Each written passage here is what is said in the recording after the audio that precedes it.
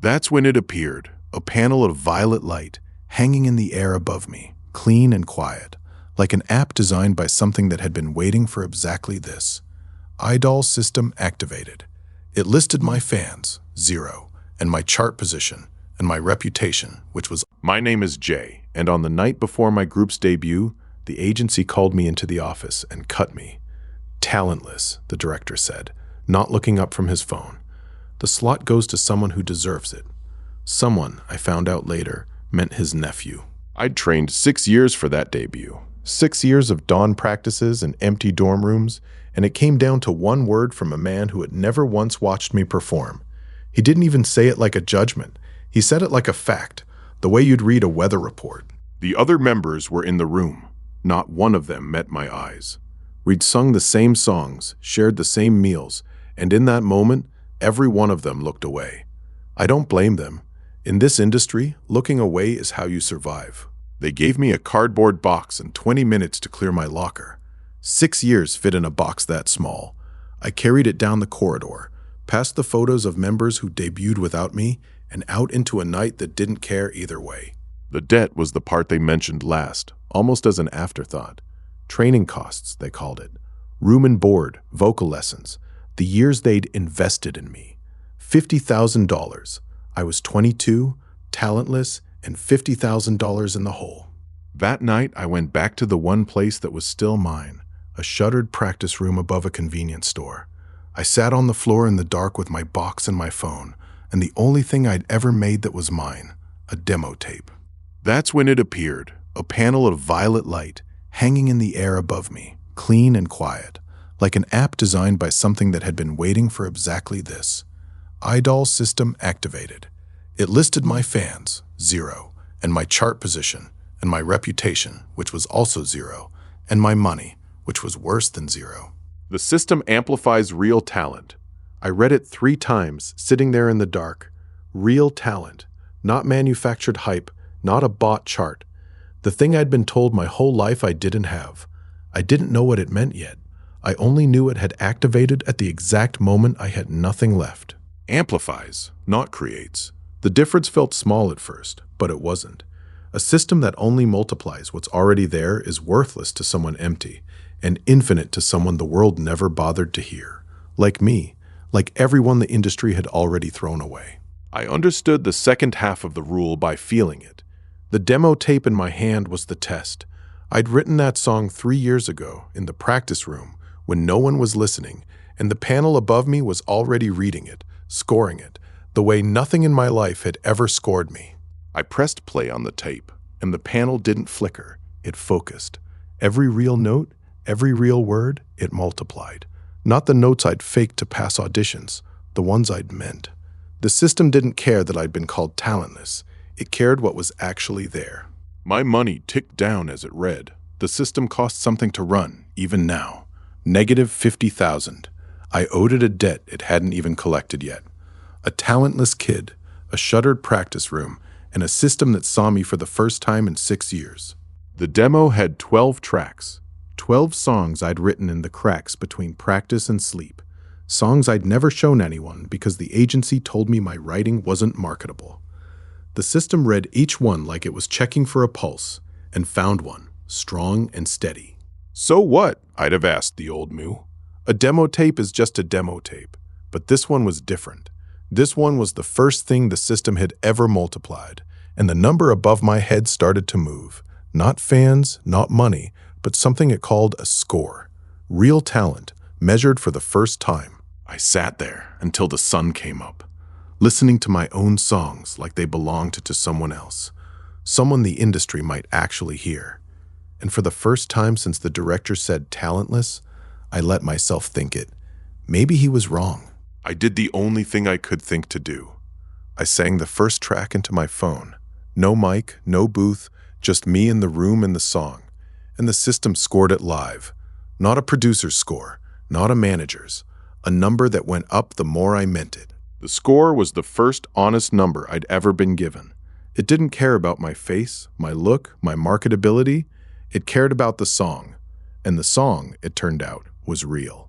The thing the agency called talentless was the only thing in the room that wasn't. When the score stopped climbing, I was shaking. Not from the cold, from the realization that I had just spent 6 years being measured against the wrong ruler, and the only one that mattered had been sitting in my pocket the whole time. 3 floors down, in a studio she rented with the last of a savings account the industry had taken from her, a woman named Sarah was about to hear my demo. She didn't know me. She didn't want to. She was through with the industry, and the industry, she thought, was through with her. Sarah had been a producer, a real one. She'd made hits for groups that went on to forget her name the moment a scandal, manufactured and convenient, gave them an excuse. She'd been discarded the same way I had, a few years earlier, for a crime she didn't commit. She almost didn't press play. Her phone was full of demos from desperate kids, and she'd stopped opening them. But something about the time, 2 a.m, a talentless nobody uploading from a shuttered practice room, made her tap the screen once. She listened to the first track, and I know this because she told me later, and she didn't skip it. Sarah never skipped a track once she heard something real. She listened to all 12, sitting perfectly still in her chair, the way you do when you're afraid to move and break the spell. "Who wrote this?" she asked the empty room. There was no one to answer. She checked the upload. No label, no agency, no name she recognized. Just a kid with a practice room demo and a sound the industry had spent 6 years trying to file down into something marketable. By the time the last track ended, she was already reaching for her keys. Because a producer who'd been thrown away knows exactly what it looks like when the industry throws away a real one, and she wasn't going to let it happen twice. She found me in the practice room as the sun came up, and she didn't knock. She just stood in the doorway and said, "I'm going to produce you." Not a question, not a pitch, a decision. I'd never heard anyone say those words to me in my life. "You don't know me," I said. "I don't need to," she said. "I heard the demo." She told me she'd been thrown away too, and that in this industry, the people who get thrown away are the only ones who ever make anything real. So let's make something real. I asked her how much it would cost, because I had nothing. Worse than nothing, I had a debt. She laughed, and it wasn't a cruel laugh. "For nothing," she said. "The first one's free. After that, we split it." And just like that, a discarded producer and a talentless trainee had a deal. Far across the city, the group debuted without me. The slot they'd cut me from was filled by the director's nephew, and the stage lights came up on a lineup that didn't include the kid who'd trained 6 years for it. Somewhere in the crowd, someone held a sign with a member's name on it. Not mine. Director Kang watched from the wings, smiling the smile of a man who'd just made a very efficient decision. A talentless kid was a cost. His nephew was an asset. That's how the industry works, and he'd worked it perfectly. He had no idea what he'd just thrown away. The system amplifies real talent. I was still holding the demo tape when Sarah left, and I understood, finally, what the panel had been trying to tell me. The industry had thrown away a talentless trainee and a discarded producer and left them both to make something real. It had no idea what it had just put together, but it would. The studio wasn't ours. Sarah had called in every favor she had left. Gear borrowed from producers who still remembered her. A booth rented by the hour with money neither of us could spare. On the muted TV in the corner, a host named Minjun was running down the week's chart, all polish and practiced warmth. And near the bottom, there was a slot with no name in it. Mine, soon. We recorded the song I'd written in the practice room 3 years ago. Sarah stood at the console in that fitted blazer, headphones around her neck, and every take she'd stop me and say, "Again, you're still singing it like an audition." She was right. I'd spent 6 years singing for people who weren't listening, and it showed. The system glowed faint in the corner, reading every real note, multiplying what was already there. It didn't make me better than I was. It made me hear what I'd been. And by the 3rd hour, for the first time in my life, I sang like no one was scoring me at all. We had no budget and no promotion. No label, no playlisting, no radio, no music show slot. We had one phone and a file, and we uploaded it to a chart nobody knew I existed on. Sarah said the industry ran on money and favors. "So we won't play that game," she said. "We'll play the only one that's real." The song dropped at dawn, and for a while nothing happened. That was the part nobody warned me about. The part after you put everything you have out into the world when the world doesn't answer. I sat in the booth and watched the zero. Sarah sat beside me and didn't say a word. Two discarded people, waiting. Then the system did what it does. It multiplied. Not the zero, the song. Every real note in that file began to catch, the way a match catches dry grass, and the number that had been frozen all night moved for the first time. It climbed the way real things climb, slowly at first, then all at once. 100 streams, 1,000. The chart's algorithm, which had ignored me for 6 years, suddenly couldn't stop looking at me, because the engagement didn't look like marketing. It looked like people actually hearing a song and meaning it. Sarah watched the numbers the way she'd once watched a track go gold. Calm on the outside, but her hand was shaking on the mouse. "They're not bots," she said. "Bots don't do this." She was right. The system only multiplies what's real, and what it was multiplying was a song a talentless kid had written alone in the dark. Every rank I climbed cost something I couldn't see yet. The higher the song rose, the more of the industry it passed on the way up, and every act it passed, every manager, every label, looked up at the name they'd never heard and reached for a reason to dismiss it. They wouldn't find one. That was the problem. Then the so what arrived, right on schedule. The agency that had cut me had lawyers, and those lawyers had a letter. I wasn't supposed to have a song, because I wasn't supposed to have anything. Not after they'd filed me away as talentless and given my slot to the director's nephew. The letter said the song was theirs, that everything I'd written during my training period belonged to the agency, because the agency had invested in me, the same investment that had become a $50,000 debt on the night they threw me out. They wanted the number one I'd made, or they wanted me buried. I read the letter 3 times in the booth, and I didn't feel afraid. I felt what I'd felt when the director said talentless, the slow, cold settling of a truth I should have seen coming. In this industry, you don't get to be a nobody who climbs. Somebody owns every rung of the ladder. The song hit number 1 that same day while the lawyers were still drafting. The last rank fell, and the panel above my head flared the way it had the night it first appeared, and for a second the whole booth was violet. Fans, 10,000. Songs, 1. Chart, number 1. A talentless nobody at the top of a chart built to keep nobodies out. 10,000 fans. I stared at the number the way you stare at a thing you were told your whole life you couldn't have. And the debt moved too. Not much, a little. The first 10,000 gone, because a real hit pays you even when nobody wanted it to. It had cost us the last of our borrowed time. It had bought back a little of my name. Reputation, 5. 1 rung. Somewhere below the number 1, the industry was already trying to explain me, and for the first time it couldn't. A nobody doesn't top the chart, but I wasn't a nobody anymore. I was the proof that the chart had been wrong about everyone it threw away. The industry scrambled. Music show producers called their bosses to ask who'd cleared a song no one had paid for. Chart analysts ran the numbers and found nothing to explain. No campaign, no ad spend, no bot farm. Just engagement, rising on its own, like the song was doing the climbing itself. On the broadcast I'd seen in the corner of the studio, Min Jun, the host, held up the name at the top of the chart and did the thing he'd done 1,000 times. Introduced a new number 1. Only this time, there was no label behind it. No debut stage, no face. A first, he said, with a smile that didn't quite reach his eyes. An anonymous number 1. I watched it from the booth with Sarah, and we didn't cheer. We knew what a chart-topping nobody looks like to the people who own the chart. A glitch, a threat, or, worst of all, an example. Proof that the machine they ran could be beaten by one real song and a kid they'd already thrown away. Across the city, in a practice room a lot like the one I'd lost, a girl heard the song. She'd been cut in the same cleanup that took me, told she'd never debut, the same word, talentless, stamped on the same day. And she'd almost believed it. She'd almost stopped singing entirely. She played the track on a cracked phone, and her hand went to her mouth, and her eyes went wet, and she didn't know why it wrecked her. It wasn't my name she knew.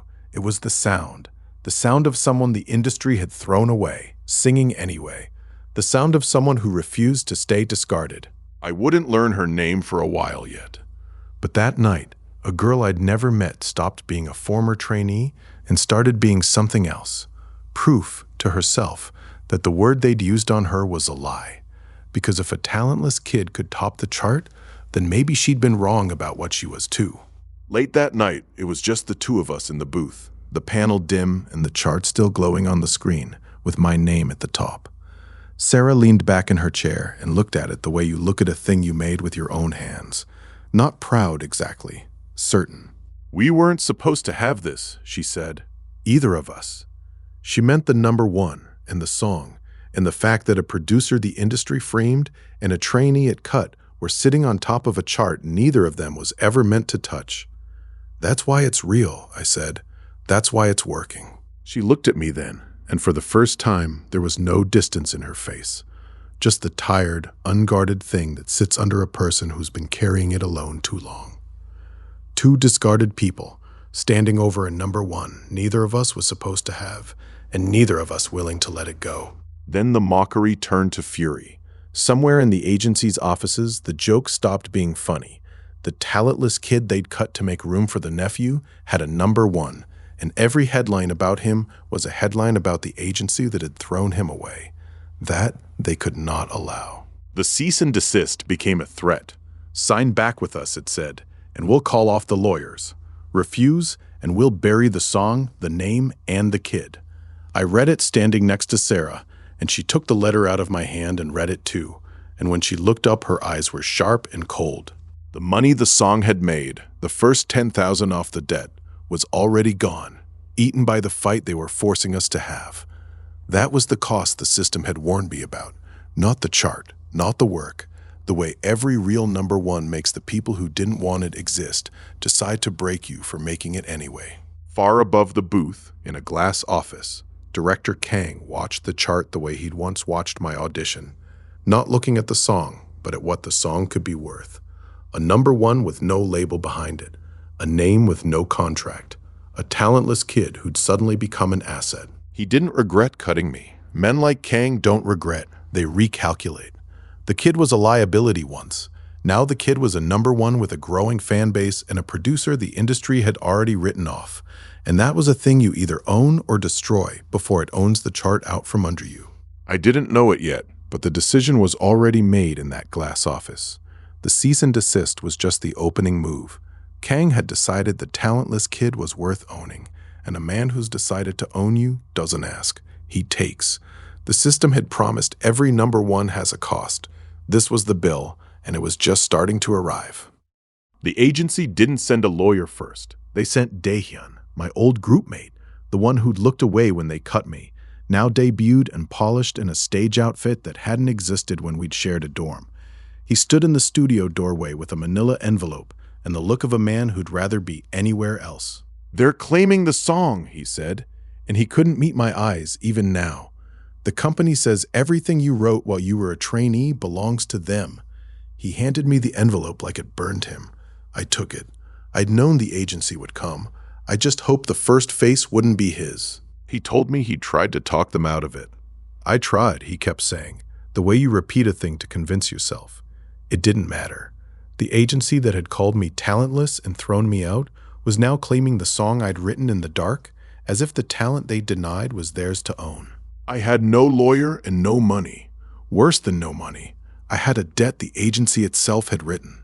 All I had was Sarah and the truth. The truth was that I'd written the song alone, years before the agency ever heard it. But truth doesn't win fights, paperwork does. The contract was a cage built out of fine print. Every clause was a bar. Works created during the training period. All compositions, all recordings, in perpetuity. I read it and felt the walls close the way they had the night they cut me. I'd signed my life away when I was 17 and desperate, and I hadn't even known it.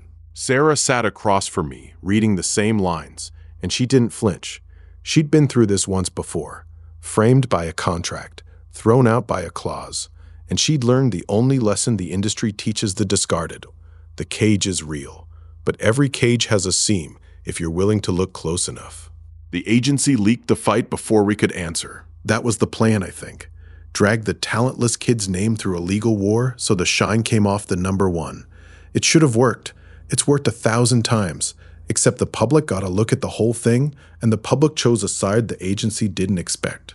They saw a trainee who'd been cut and saddled with debt, a song he'd written himself, and a company trying to take it. The outrage spread faster than any ad campaign the agency could have bought. 10,000 fans became 100,000, then 200,000, and every one of them came for the same reason. They knew what it felt like to be told they were nothing. The system's numbers climbed as the storm did, and I learned the rule the panel had been trying to teach me all along. Every number one causes something. The agency had meant to bury me, and instead, they'd handed me the only thing their money couldn't buy, 100,000 people who wanted me to win. Sarah found the seam. It was 3 a.m, the contract spread under the one desk lamp, and she circled a line so quietly I almost missed it. Training period works revert to the artist if the contract is terminated without cause, she read aloud. They didn't terminate you for cause, they terminated you for their nephew. It was the clause they'd never bothered to enforce, because nobody they threw away had ever climbed high enough for it to matter. But I had. The song was mine, not because I'd fought for it, but because the agency's own paperwork said so the moment they cut me. The cage had a door, and it had been open the whole time. She looked up at me with something close to triumph, and I realized what she'd been doing these 3 days. Not just saving my song, teaching me the thing the industry had never wanted me to learn, that the fine print they use to bury the discarded can be the very thing that sets one of them free. The next morning, a girl showed up at the studio door with a worn practice bag and no appointment. I recognized the look on her before I recognized anything else.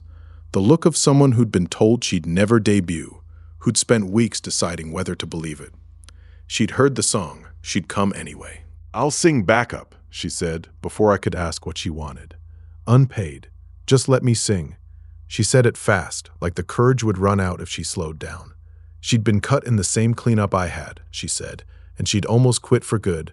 Then a talentless kid topped the chart, and she thought maybe the word was a lie.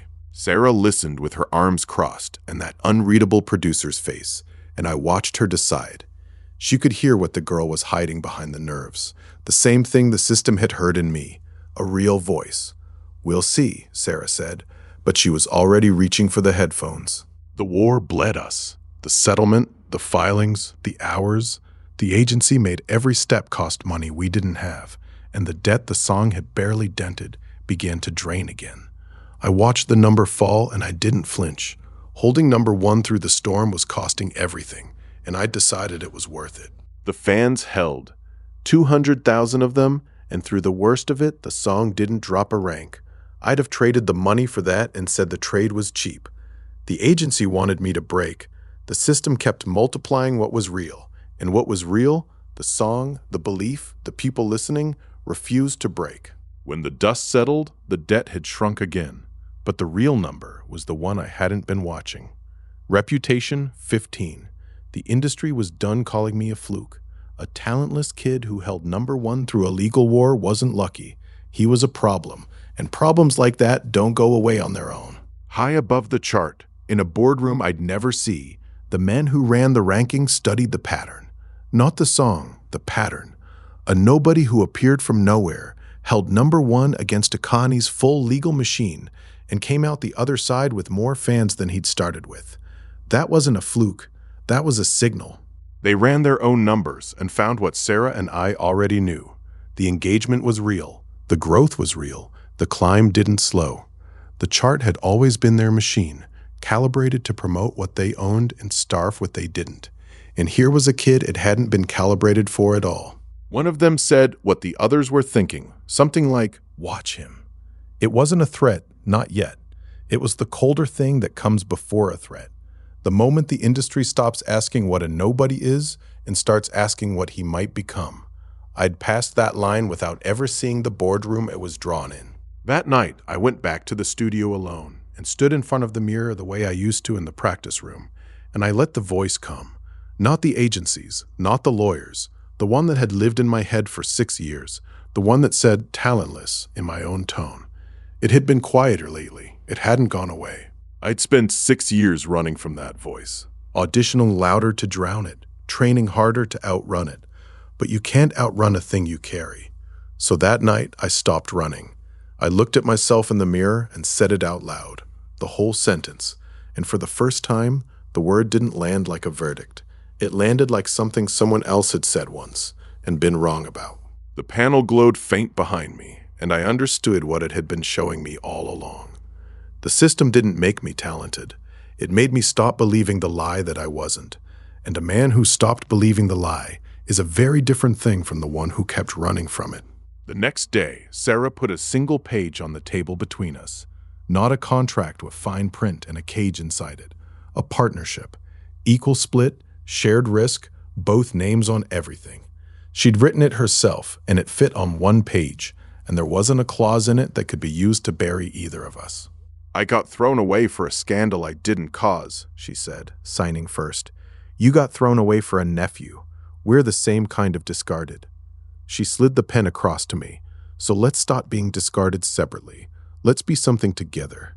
I signed without reading the rest. I didn't need to. A discarded producer and a discarded idol on one page, with one name now. It wasn't a label and it wasn't a company. It was smaller and stronger than either. Two people who'd been told they were nothing, deciding in writing that they weren't, and daring the industry to say otherwise. Across the city, in a penthouse that had once belonged to a star, a woman watched the chart. She'd been #1 once, a real one, a name the whole industry had bowed to, before a manufactured scandal broke her group and the industry threw her away at the height of her fame. She hadn't watched the chart in years.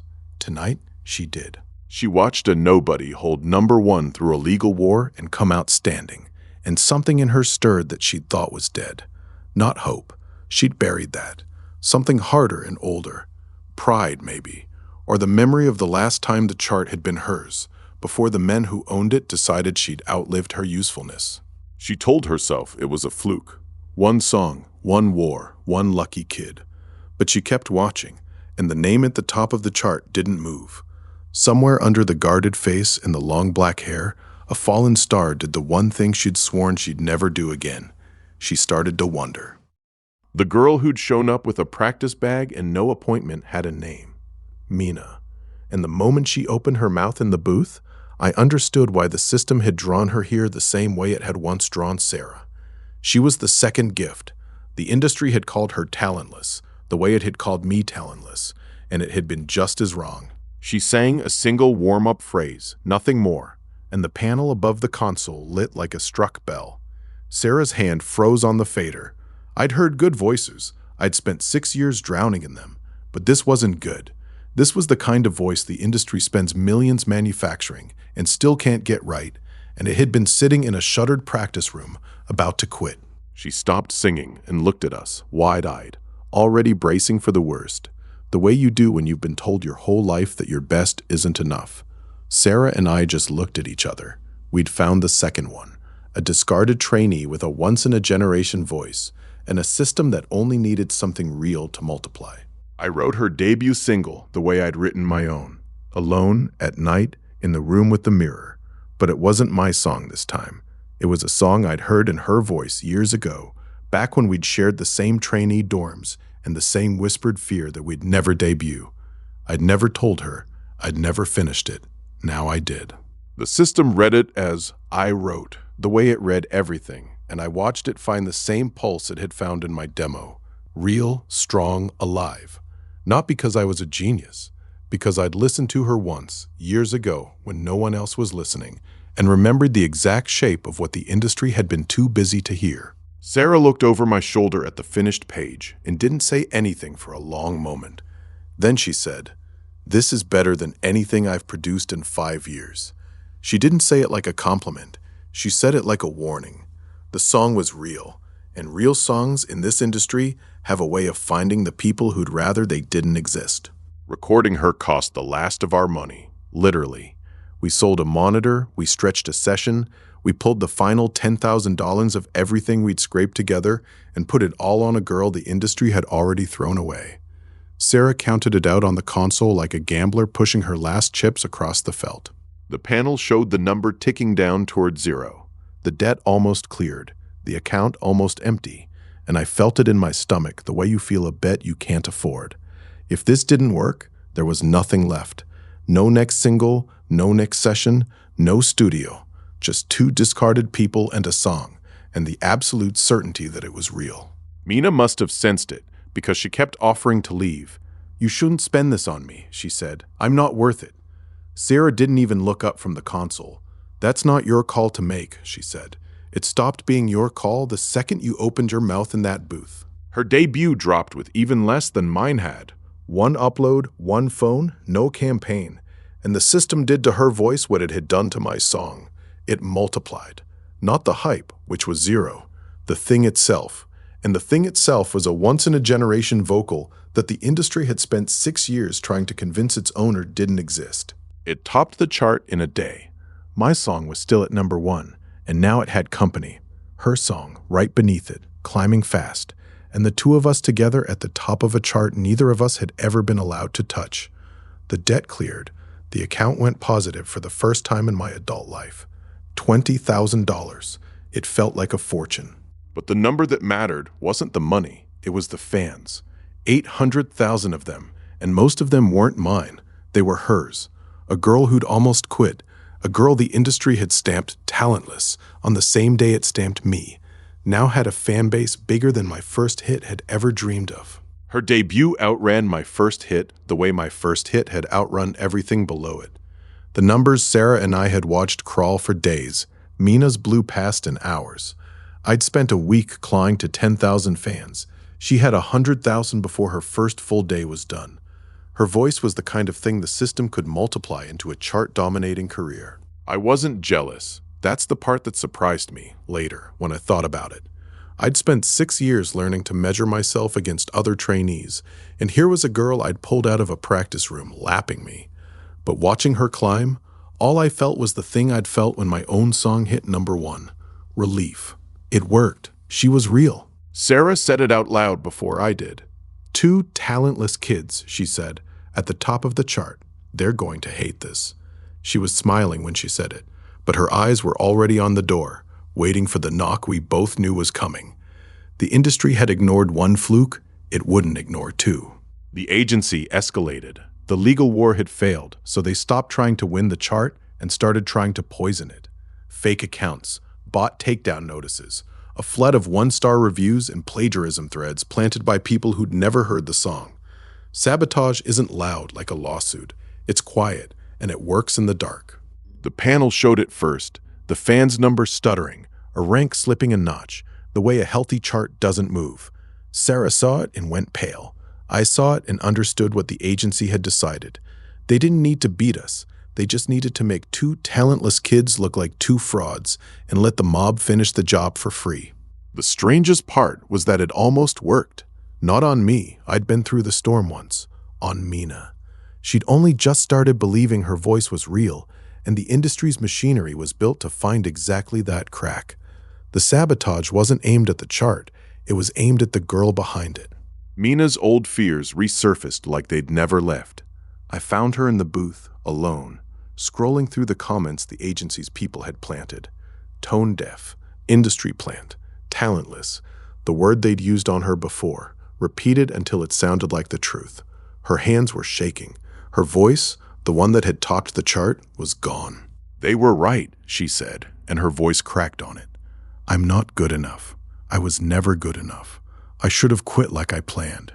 She said it the way you say a thing you've rehearsed, and I knew that voice. I'd heard it in my own head for 6 years, saying the exact same words in my own tone. She looked at me then, and there it was, the thing I recognized most of all. Not fear, shame. The shame of someone who'd let herself hope and was waiting to be punished for it. The industry's oldest trick, and it was working on her the way it had once worked on me. I sat down next to her and didn't offer comfort, because comfort was what the agency wanted her to believe was the only thing she deserved. Instead, I played her the song, her song, not to remind her of the chart, to remind her of the thing itself, the voice the industry had spent 6 years trying to file down, still there, still real. "They called you talentless," I said. "They called me talentless. They were wrong about me, and they're wrong about you." She shook her head, and I kept going, because I'd needed to hear it too once. "You were never talentless, Mina. They just refused to listen. That's not the same thing. It never was." Something in her face shifted. Not all the way, not yet, but enough. The shame didn't leave. It got pushed aside by the thing that had brought her to our door in the first place. The belief. Then why does it hurt? She asked. Because it's real, I said. The fake stuff never hurts this much. The sabotage didn't stop, but it stopped mattering. The fans, the real ones, found the planted threads and buried them under a flood of clips of Mina singing live, raw. No auto-tune, no backing. The industry's fake couldn't survive contact with her real. The chart held, and then it climbed, and by the end of the week, there were two names at the top. Mine and hers. A discarded idol and a discarded trainee, side by side at number 1, holding it against everything the agency threw. Sarah looked at the chart and laughed. A real laugh. The first I'd heard from her. 2 talentless kids, she said, owning their chart. They're never going to forgive us for this. The panel glowed steady in the corner, and I read the numbers one more time, the way you read a thing to make sure it's still there. 800,000 fans, 2 songs, $20,000, and for the first time, no debt. A discarded pair at the top of the world, with the whole industry below us and getting angrier by the day. Somewhere in a rival group's green room, the Whisper campaign began. Not the agency this time, a group, one that had once shared a stage with a fallen star, watching 2 nobodies break their chart. They didn't scream it. Whisper campaigns never do. They just leaned close and started, low and careful, the way you plant a rumor you want to grow. Ghost written, they said. No one writes songs like that. Not a trainee, not a girl like her. They didn't believe it themselves. That wasn't the point. The point was the seed, dropped into enough ears, watered by enough envy, until it grew into the one thing the truth couldn't outrun, a doubt. The chart's 2 names, wrapped in a question. I didn't hear the whisper yet. I was in the studio, watching 2 names at the top of the chart and letting myself believe, for one night, that the hard part was over. But the system's numbers were already telling me the truth I'd learned the hard way. Every number 1 causes something, and the something that was coming for us had a voice, and it was only getting louder. The fallen star finally noticed me. Hey Rin, once the biggest name on the chart, a woman the whole industry had bowed to before a manufactured scandal broke her group and buried her at her peak, went on a talk show and dismissed me to my face. A one-hit fluke, she said, with the bored certainty of someone who'd once been number 1 herself. Beside her sat Yuri, her old groupmate, now a rival who'd kept her career by stepping over the wreckage of the group. Yuri fed it, the practiced jab, the shared laugh, because a fallen star with a sharp tongue is good television, and Yuri knew exactly which buttons to press. Hey-Rin played the part beautifully. She'd had years of practice playing the part. The clip went everywhere in an hour. A real star had spoken, and her word carried a weight the industry's charts never could.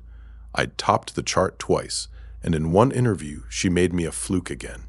But I'd watched her face on that couch, under the polish. It wasn't boredom I saw. It was the same wound I carried. What nobody talked about was that Hey-Rin's own return had stalled for years.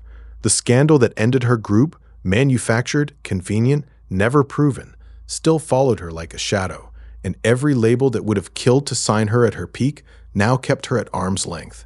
Too risky, too much baggage. A fallen star is only worth the fall. She had a comeback contract on her table, and she hadn't signed it because the terms were an insult. The industry wanted her back, but smaller, tamed, grateful, a cautionary tale they could point to. Not the star she'd been, the broken version. And Hey-Rin's pride wouldn't bend, even as the offers got worse. So she did the only thing a discarded star knows how to do with the pain. She aimed it outward, at me, at the nobody who'd climbed onto a chart that should have been hers. Because if a talentless trainee could top it with a real song, then what did that say about the star who'd been thrown off it? Everything. That was the part that cut her. Her dismissal was a call to arms for her fans, and they answered it the way only a wronged idol's fan base can, with a storm. Thousands of them, mobilized in hours, flooding my chart, my streams, my name, convinced I'd somehow stolen the spot their star deserved. It wasn't their fault. It was exactly what her words were designed to do. The panel showed it in real time. The fans' number I'd watched climb for weeks stuttered, then dipped. Not a collapse, but a real wound. The first time the system's numbers had ever gone backward on me. Sarah watched it and said nothing. Mina watched it and looked like she wanted to fight someone. I watched it and tried to think clearly. The So What had finally caught up to the second number one. Every chart-topping song I'd made had drawn a rival, a scandal, a fury, and now it had drawn the biggest of all, a fallen star's wounded pride, aimed at me by a woman who didn't hate me. She hated what I reminded her of. That was worse in a way. It meant there was no reasoning with it. Instead of fighting back, I did the thing nobody expected, including myself. I wrote her a song. Not a jab, not a rebuttal, a song. Because I'd heard her voice once, years ago, before the scandal, back when I was a trainee who'd have given anything to be on her stage. And I'd never forgotten the sound of it. The industry buried that voice. I could hear it still. Sarah thought I'd lost my mind. You're going to hand a song to the woman who just tried to bury you? I didn't have a good answer, except the truth. The system only multiplies what's real. And what was real, buried under Haerin's pride and the scandal in the years of being called a cautionary tale, was one of the greatest voices the chart had ever heard. So I sent it to her. One file, one song, no note attached except the title. The title was the thing she'd told the world I wasn't, the thing the industry had told both of us we'd never be again. I didn't ask her to record it. I didn't ask her for anything. I just gave her the one thing a fallen star hasn't been offered in years, the chance to be heard as herself. She almost deleted it. I know because she told me later, and because I know pride. The song sat in her inbox for 2 days while she told herself it was beneath her. A fluke's pity, a nobody's bribe, the last insult from a kid who'd stolen her chart. Her pride had 1,000 arguments ready. Her hunger had only one, and it was louder. The hunger won, the way it always does in people who were built to sing. She pressed play in the middle of the night, alone in a penthouse that had once been full of people, and she listened to the whole thing with her hand over her mouth. Not because it was good, because it was hers, written for a voice she'd been told was finished. She called me at dawn, and her voice was the one I remembered, sharp, guarded, a blade with a crack in it. "Who wrote this?" she said, and it was the same question Sarah had asked once, in a different room, about a different demo. "I did," I said. There was a long silence. Then, "Come to my studio, now." I went, and I brought the system with me. Not that she could see it, only me. The moment she stepped into the booth, something in the room changed, the way the air changes before a storm. She'd been away from the chart for years, but the star power was still there, banked under the guarded face in the wounded pride, waiting to be fed. The system saw it, and it multiplied. She recorded it in one night, and when her voice hit the song, the panel flared the way it had for me, for Mina, but brighter, because what she was multiplying had been star-level to begin with. 2 million fans by morning. The money climbed to 150,000. Her return, the thing the industry had spent years insisting would never happen, happened on a song from a fluke. It wasn't charity, and it wasn't revenge. It was the rule the system had been teaching me all along, played in reverse. The industry discards real talent and calls it worthless. The system just multiplies what's real. Give a fallen star one real song, and she doesn't need the industry's permission to be number one again. She never did. Haerin's return to number one with my song broke the chart's whole story. The industry had a narrative, fallen star, faded, finished. And it had sold that story for years, used it to keep her small, used it to warn every idol what happened when you stopped being useful.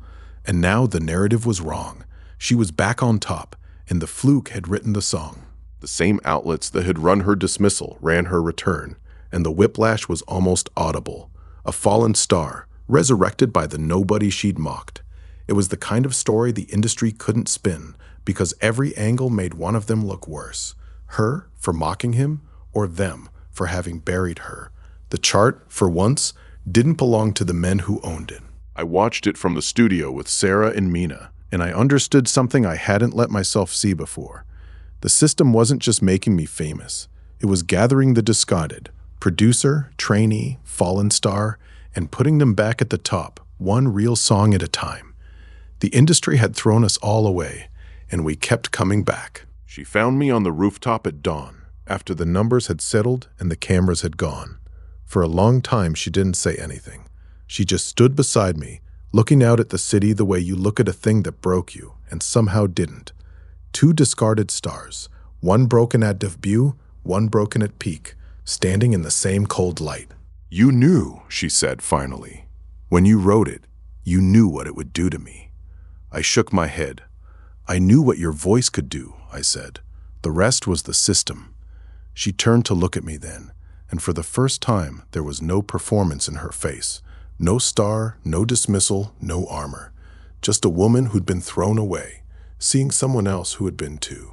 I think that was the moment it changed, though neither of us named it. She'd come to bury a fluke and found a mirror, and I'd gone to offer a song and found, instead, the thing had been missing without knowing it. Someone who understood exactly what it cost to be real in an industry that only values what it can control. Hey Rin stopped being a rival after that, but she didn't become an ally either. Not the clean kind.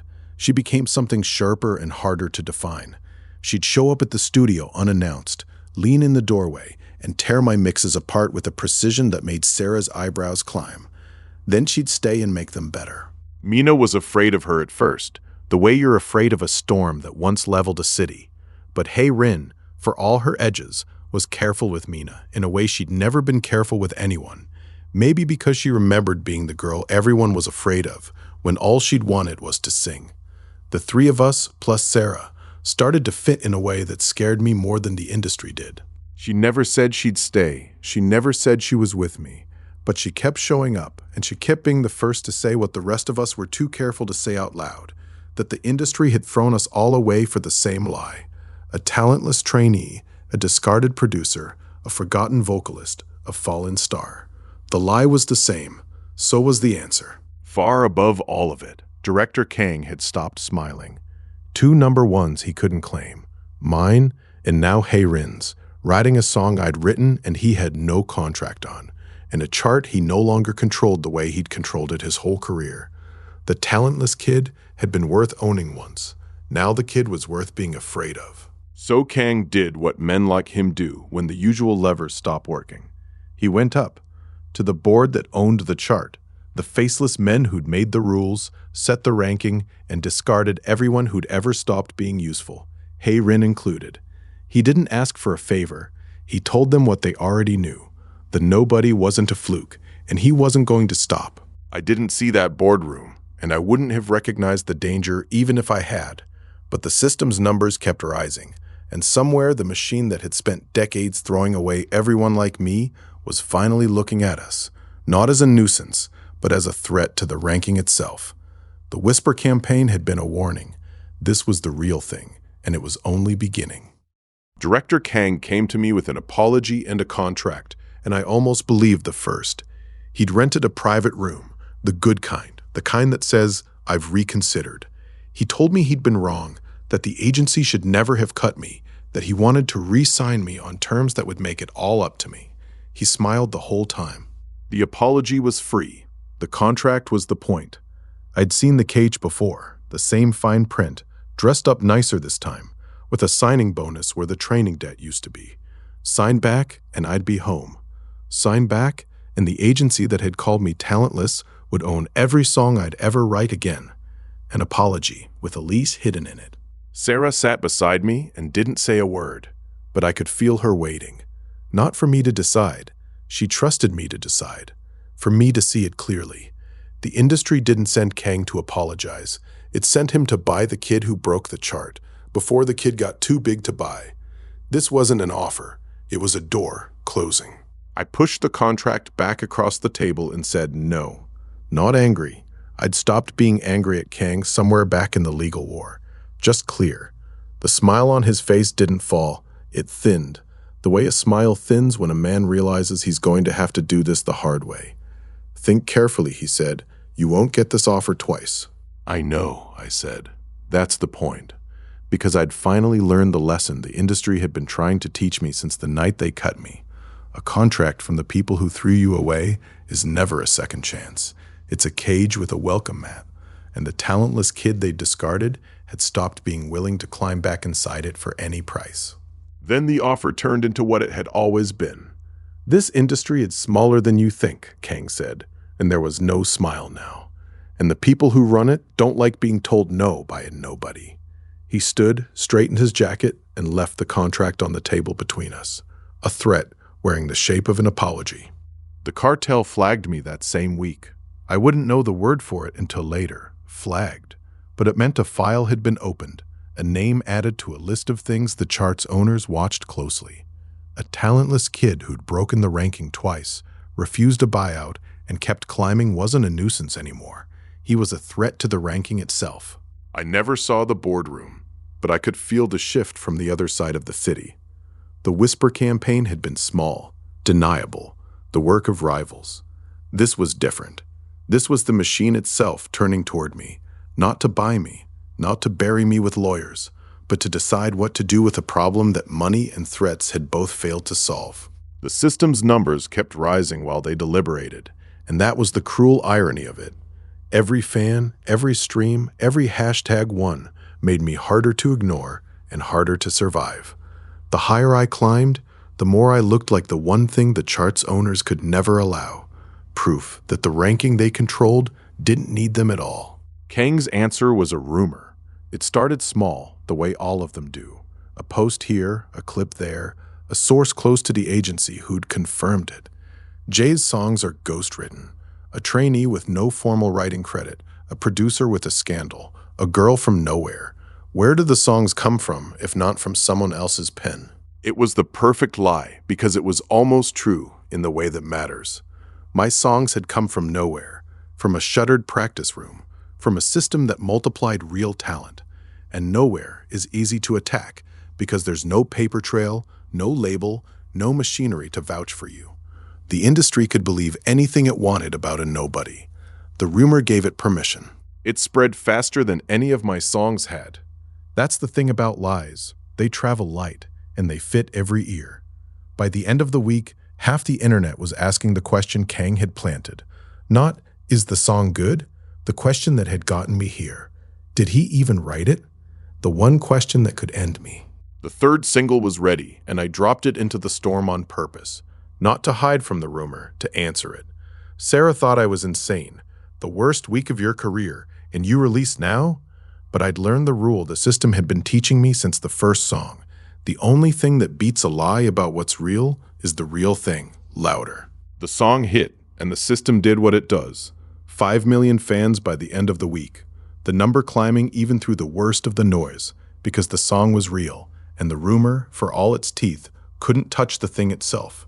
The money rose with it, to 500,000, a fortune I hadn't chased from a song I'd written alone in the dark. But numbers don't kill rumors. People do. The fans who'd heard the song believed me. The millions who hadn't still had the question Kang had planted in their heads. I could outclimb the lie, but I couldn't outrun it. There was only one way to end it, and it was the scariest thing I'd done since the night the system first appeared. So I proved it live. I booked the smallest stage in the city. No production, no backing, no safety net. And I told the crowd to give me a word, any word, and I'd write a hook around it right there in front of them. The room went quiet. Then someone yelled one from the back. I didn't hesitate. I wrote it on the spot. The system glowed behind me, multiplying in real time, and I watched the crowd's faces change as the hook took shape, the doubt cracking, then gone. Because you can fake a chart, and you can plant a rumor, but you can't fake a song being born in front of 500 people who watched it happen. That's the one thing the industry can't ghostwrite. By the time I finished, the room wasn't quiet anymore. It was the loudest it had ever been, and the clip of it was already spreading faster than the rumor had, because the truth, when you show it raw and real, moves even faster than the lie. The ghost-written story didn't die that night, but it stopped mattering. The proof had outrun it. The reputation number moved the way it had never moved before. Not a notch, a climb. 35, 40, 45. The system's last stat, the one that had barely stirred since the night it appeared, was finally answering. Not because I'd asked it to, because I'd stopped being deniable. The industry could no longer pretend I didn't exist. It's a strange thing, reputation. It isn't fame. I'd had fame since the first number one. It's the thing underneath the fame, the part that makes people take you seriously, the part that makes rivals think twice and boardrooms go quiet. I'd built it the hard way, one real song and one survived storm at a time, and now it was real enough to read. Sarah saw the number and just nodded. The way you nod at a thing you always knew was coming. Mina beamed. Hey Rin, who'd once told a talk show I was a fluke, looked at the panel's readout and said, quietly, took you long enough. High praise from her, the highest I'd ever get. That night, after the noise died down, I stood in the studio alone and looked at the numbers the way you look at a foundation. Not to admire them, to understand what they meant. I wasn't just surviving anymore. Somewhere between the first song and the 5th million fans, I'd stopped being the kid fighting to prove he wasn't talentless. I'd started building something. The system had never promised me fame. It had promised me the truth of what I actually was, multiplied. And the truth was, I made songs, and people heard them, and the industry couldn't unhear them. That's a thing you can build on. Not a comeback, not a lucky streak, a foundation. The kind the discarded don't usually get, because nobody ever lets them stand still long enough. I thought about the practice room above the convenience store, and the demo tape, and the night the director said talentless, like it was a fact. I'd climbed a long way from that floor, but the climb wasn't the point anymore. The point was what came next, and for the first time, I wasn't afraid of it. I was ready. The 3 women closed ranks around me before I even asked. Sarah locked the door on the rumor and worked the numbers like a general. Mina flooded the feeds with her own live cover of my song, her voice the only rebuttal that mattered. And Hey Rin, the fallen star who'd once dismissed me to the whole world, went on record louder than anyone. I've sung his songs, she said, into every mic they'd put in front of her. They're his. Anyone who says otherwise can say it to my face. Coming from her, it landed like a verdict. The industry couldn't dismiss the fallen star the way it had dismissed me. Her word carried the weight of everyone they'd ever buried, and she was spending it on me. A discarded producer, a forgotten vocalist, and a fallen star, standing in the same room around the same nobody. We weren't a label yet, and we weren't a group. We were something smaller and harder to break. 4 people who'd each been told they were nothing, who'd each come back, and who'd each decided the others weren't nothing either. That's the thing the cartel didn't understand about us. The cartel moved from rumor to a plan. Not louder, quieter. The rumor had failed, so they stopped trying to discredit me and started trying to starve me. Somewhere in that dark boardroom, a decision was made that I'd feel before I ever saw. The chart would stop. My numbers would freeze mid-climb. The streams would stall. The ranking would hold me in place until I stopped mattering. I didn't know it yet. I was in the studio, watching the numbers still rising, believing, for one more night, that the hard part was behind us. That's the trick of a machine like the cartel. It doesn't attack when you're ready. It waits until you think you're safe, and then it reaches into the one place you can't defend, the chart that made you. But the system's numbers were already telling me the truth I'd learned the hard way. The same truth it had been telling me since the first song. Every number 1 causes something. 5 million fans, 3 songs, a reputation the industry couldn't ignore, and now the thing they caused. The freeze was coming, and it was going to take everything I'd built to survive it. It began not with a song, but with a boardroom. High above the city, the men who owned the chart sat around a long table, and at its head, a silver-haired man named Chairman Du studied a single line on the screen. My name, climbing, the way you'd study a stain. Then he said 2 words, and the chart stopped. Freeze it. That was all. No order, no storm, just a quiet instruction from a man who had never once heard my music. He didn't need to. The chart was his machine, and in his machine, a talentless nobody was not supposed to reach the top, let alone stay there. Director Kang stood at the chairman's shoulder and said nothing. The man who had cut me now stood behind the man who would freeze me, 2 faces of the same machine. I didn't know any of this yet. Down on the ground, I only knew that my numbers had stopped moving. The panel above me flickered, and the numbers went still. Fans, 5 million, and climbing, until the climb just stopped, mid-breath, like a held note. I refreshed it a dozen times. The system hadn't broken. Something outside had reached in and pinned it down. Sarah was the first to understand. They froze your streams, she said, her voice flat. Every platform, at once. The chart won't move while the cartel holds it. I'd heard of freezes, whispered about, never admitted. The industry's way of reminding an artist who owned the latter. The cruel part wasn't the freeze. It was the silence. No lawsuit, no statement, no threat. Just my name, stalled at the top, and the message underneath it that no one would ever print. Climb all you want. The machine decides where the ceiling is. The freeze didn't just stop the climb, it starved us.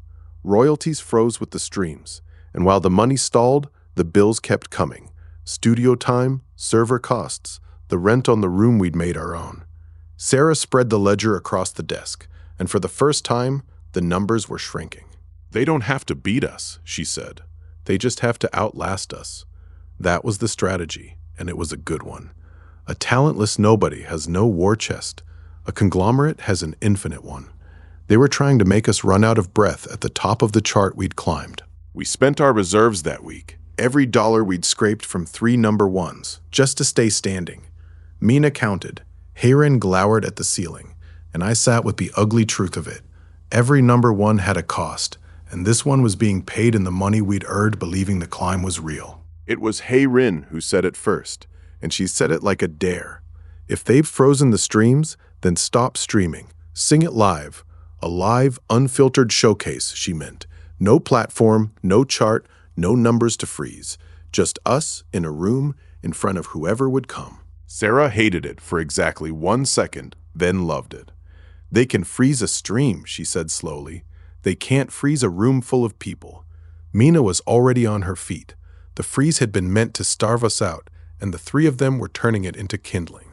That was the moment I understood what I'd actually built without noticing. Not a label yet, not a company, a team. 3 women the industry had thrown away, each arguing over the best way to protect me, and every single one of them refusing to let the machine win quietly. We didn't advertise it. We didn't need to. The word went out on its own. A talentless kid the chart had frozen, singing live where no algorithm could reach. The hall filled past the fire limit. People stood in the aisles, phones raised, and I walked onto a bare stage with nothing but a microphone. No backing track, no screen, no chart. Just my voice and the room. The first note landed, and the crowd went still, the way a crowd does when it realizes it's hearing something it can't download or fake. The system's multiplier hummed over it all, but the song was mine, and it was real. Somewhere in the back, a producer I'd never met raised his phone and started a live that would reach more people than the frozen chart ever could. The freeze had taken my numbers. It couldn't take this. The Cartel had made one mistake. It thought a number was the same thing as a song. It backfired by morning. The lives, the clips, the shaky phone footage, they spread like a thing the Cartel couldn't buy or kill because there was nothing to freeze. A room full of people wasn't a metric. It was proof. And the public, which hates nothing more than a machine punching down, decided it was on my side. The panel above me flickered, and the number that had been pinned in place started to move again. 5 million climbed to 8 million in a single night, a surge the freeze had accidentally ignited. They'd meant to starve me, they'd fed me instead, and everyone was watching. They wanted you silent, Sarah said, watching the numbers pour in. They made you louder. The freeze was still technically in place, the chart still locked, but the crowd had made its choice, and for the first time, the Cartel's machine looked less like a wall and more like a joke. We rode the surge into the studio while we still had the light. My 4th single, the one I'd been writing through the freeze, the one about being pinned down and singing anyway. It wasn't a fight song, it was a refusal, set to a melody that wouldn't sit still, and the system read it and multiplied. The song cut through the frozen chart like it didn't know the chart was frozen. Songs, 3 became 4, and my money, stalled for a week, spent down to nothing, finally moved again, climbing past 1 million as the royalties the freeze had held back broke loose. Money, $1 million, a talentless kid, unfrozen. Our EP ticked upward with it, 45 to 55, and I felt what that number meant. It wasn't fame. It was the discarded all across the city, looking at my name and starting to think of it as a banner. Every number had a so what, and this one's was 1,000 people deciding they weren't alone. They argued about who should protect me. Sarah wanted to shelter me from the industry's teeth. Mina wanted to stand in front of every camera and take the hits herself. Hayren wanted to burn the whole chart down and start over. 3 women, 3 plans, one very loud room. You can't shield him from this, Heyrin snapped. You can't take it for him, Sarah shot back. And we can't all die on the same hill, Mina finished, which was the only thing any of them agreed on. I stood in the doorway and listened, and for once, the argument felt less like a fight and more like a family. None of them won. None of them lost. They looked up, saw me watching, and went quiet in that embarrassed way people do when they realize they've been fighting over you like a thing worth keeping. A producer, a vocalist, a fallen star, and me. Somewhere between 3 number ones and a frozen chart, we'd stopped being a project and started being home. The freeze ended the way it began, Quietly, in a boardroom, with a single gesture. Chairman Doe raised one hand, and the chart unlocked. No announcement, no apology, just the quiet unfreezing of a number that had been held to teach me a lesson, and the unspoken admission that the lesson hadn't taken. They're embarrassed, Sarah said, reading the silence. And embarrassed men are dangerous. She was right. The cartel hadn't been beaten. It had been shown up, and that was worse. A machine can ignore a loss. It cannot ignore a joke. And I had just made the chart's owners the punchline of their own freeze. But for one night, I let myself feel it. The freeze was gone. My 4th single held number 1, and the discarded were starting to walk toward the light. The climb wasn't over. It was only getting started. And somewhere above me, the men who owned the ladder were reaching for a bigger hammer. The hammer came within the week. Director Kang stepped to a podium in front of a wall of cameras and issued a formal declaration, a chart war. Winner takes the industry, he said, as if the industry were his to wager. Behind him, the cartel's full weight settled into place like a fist closing. He's not challenging you to a song, Sarah said quietly. He's challenging you to a war he's already rigged. She was right, and I knew it. But I'd just watched a frozen chart thaw in the face of a real song, and I wasn't the terrified kid who'd walked out of that office with a cardboard box.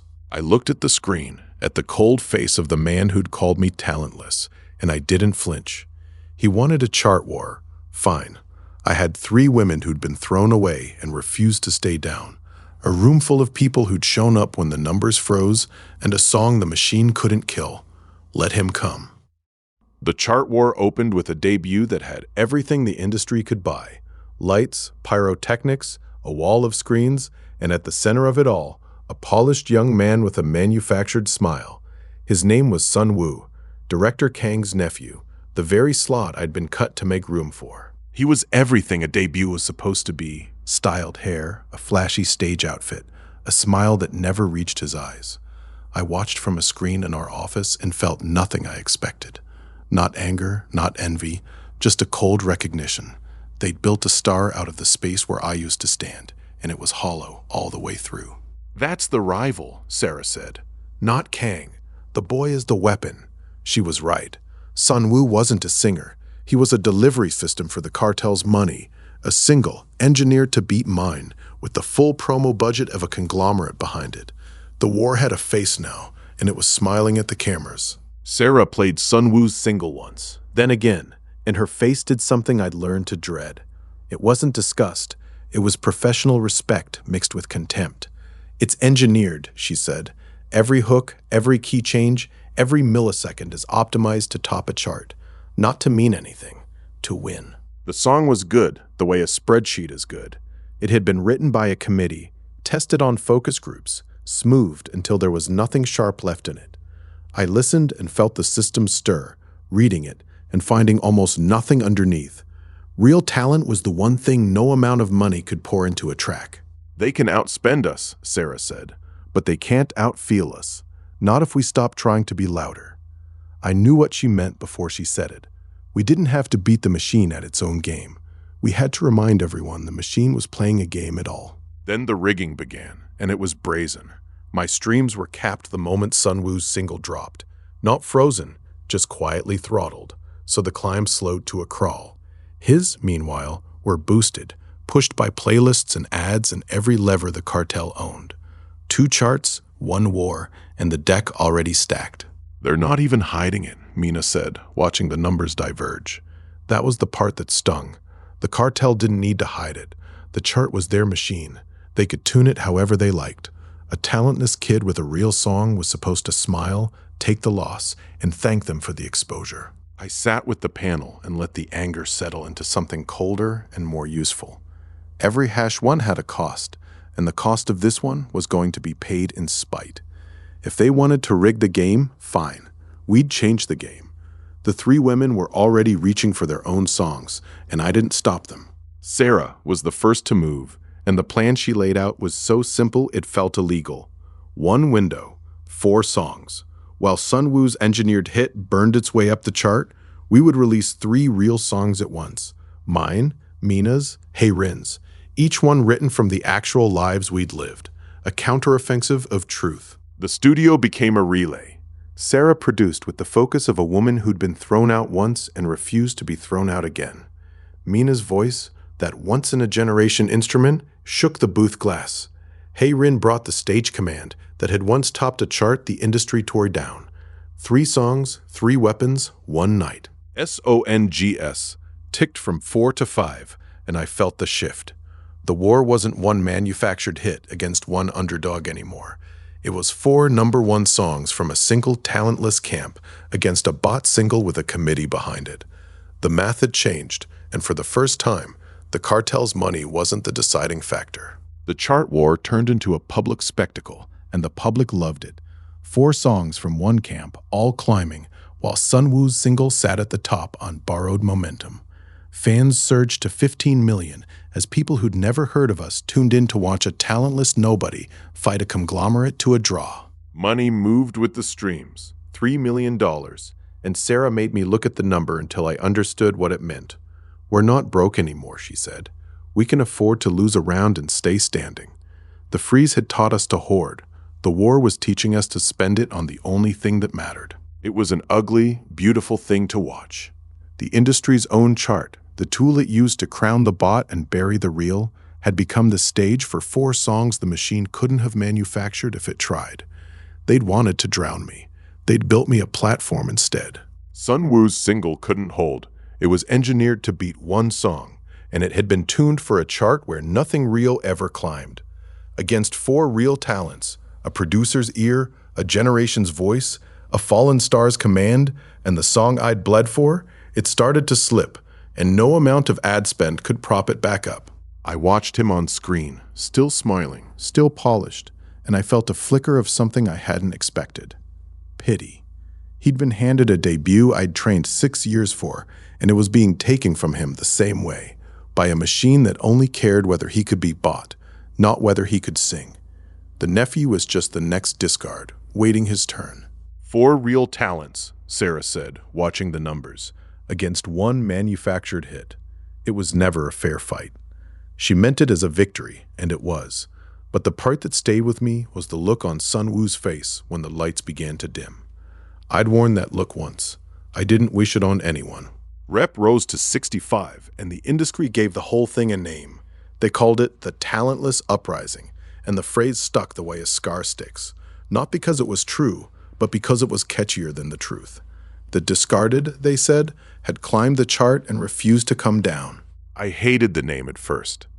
Talentless was the word they'd used to cut me, and now they were selling it back as a brand. But Sarah saw it differently. Let them call you that, she said. Every time they do, they remind the world what they threw away. So we let the word stand, and it became a banner instead of a scar. The discarded began to write in. Trainees cut on debut eve, producers framed and forgotten, stars whose groups had been dissolved for scandals that never happened, 1,000 voices asking the same thing. Is there room for us? I didn't have an answer yet, but I was starting to understand what we were building toward. The cartel came for Haerin next, the way they always come for the strongest link. A whisper campaign dredging up the scandal that had ended her group. It was meant to isolate her, to make her a liability. Instead, she walked into the middle of the room and made herself the loudest thing in it. You want my story? She said, to a camera she turned on herself. Here it is. They built me up, broke me down, and threw me away the day I stopped being useful, and I'm still here. The clip went everywhere. The scandal they tried to weaponize turned into the reason 1 million people picked her side. She stood at my side after, shoulder to shoulder, and it meant something I didn't have words for. Haerin had once dismissed me as a one-hit fluke. Now she was the loudest voice in my corner, a fallen star who decided the fall wasn't the end of her. The war had a lot of fronts.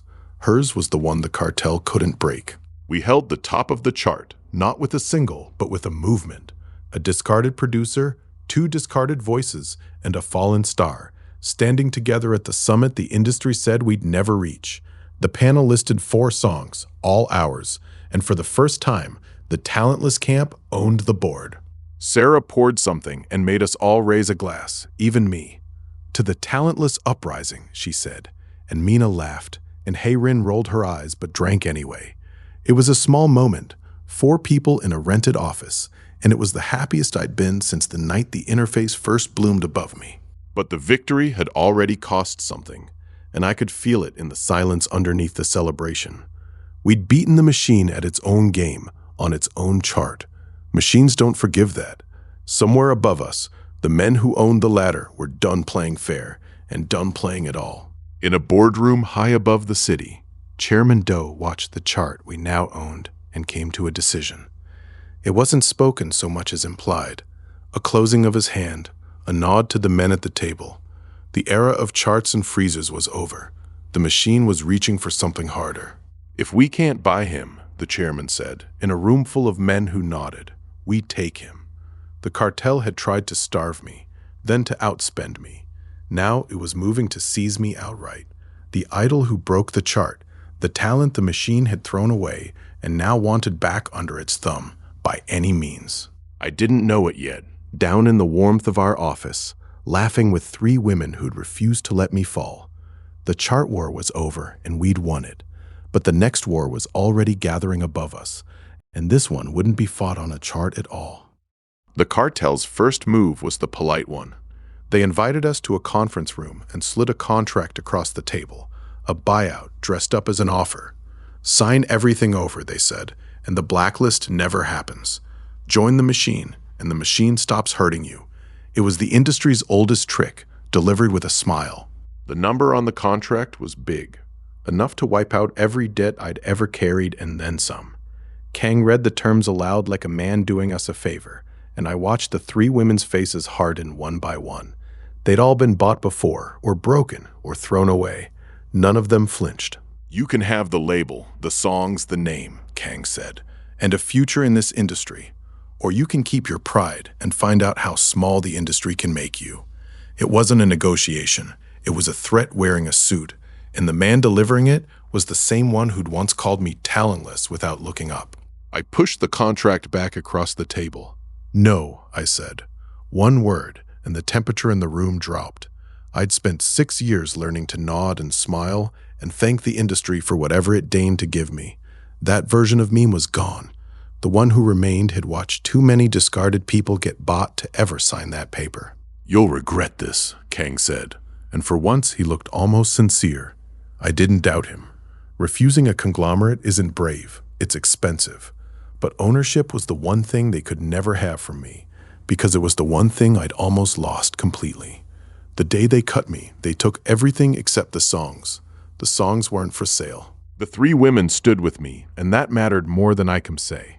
Sarah's hand on my arm, Mina's chin up, Heyrin's eyes daring anyone in the room to speak. The cartel's emissaries gathered their papers and left, and the door closing behind them sounded exactly like the start of a war. The blacklist came down within the hour. Every major stage, every broadcast, every platform the cartel's reach could touch, all of it closed to us at once. Sarah's phone rang out against a wall of silence. Doors that had opened when we held number 1 were suddenly locked. The same doors, the same men, now looking through us. "They can't beat us on the chart," Sarah said, "so they're removing the chart from us." It was the freeze again, but total. Not a stall, a wall. No airplay, no stage, no stream. A talentless nobody with no agency and no platform might as well not exist. That was the lesson they were teaching, and they taught it well. I stood outside a locked venue in the rain And felt the old voice whisper that this was how it was always going to end. The industry closing its fist around me until there was nothing left to sing to. Then Mina's hand found mine, and the voice went quiet. We'd been discarded before. We knew the way out. You build your own door. So we built our own, A modest office above a shuttered storefront, a small banner on the wall, desks and instruments, and a single borrowed mixing board. No conglomerate, no promo budget, no blacklist lever they could pull, because there was nothing to pull it on. We named it simply ours, the Talentless label. Sarah hung the banner herself and stood back, and something in her face settled that I hadn't seen since the day she'd been thrown out. The industry doesn't get to say who's real anymore, she said. Not here. It was a small room, a few desks, a few lights. It was also the first thing any of us had ever built that no one could take. FANS kept climbing through it all, 25 million, because the blacklist couldn't reach the one thing the cartel had never controlled, the people. The more doors they locked, the more people pushed through them to find us. We weren't going off the grid. We were building a new one, and the discarded were already finding the way. We gave the label a shape. Sarah took the head, producer, manager, the steady hand that had carried 3 number ones on a borrowed board. Mina and Hae-rin became its artists, the 2 voices the industry had thrown away, now signed to something that would never throw them. And me, they put at the center, like I was the thing holding it together. I didn't want the title at first. Center felt like the place they'd cut me from, the slot they'd given to Kang's nephew. But Sarah was firm. You're not the center because they crowned you, she said. You're the center because the discarded started walking toward your name. That's not a title, that's a fact. So I took it. Standing there, the 4 of us in a room we'd built with our own hands, I understood what a label actually was. Not a company, a promise. A place where a producer who was framed, a vocalist who was told she'd never debut, and a fallen star could be exactly what they'd always been, and never be thrown away again. Our first independent release had no launch, no radio push, no playlist buy, no stage. Just a song, dropped straight into the hands of the fails who'd found us. A song I'd written about building a door where the industry built walls. It went out into the world without a single cartel machine behind it, and the system read it and multiplied. It topped the chart anyway. Songs 5 became 6, and money climbed to $8 million. Not from the platforms that had blacklisted us, but from the people buying and sharing what the machine couldn't stop. The blacklist had been meant to make us disappear. It had made us undeniable instead, and everyone knew it. They said the chart was theirs, Hae-rin said, watching the number.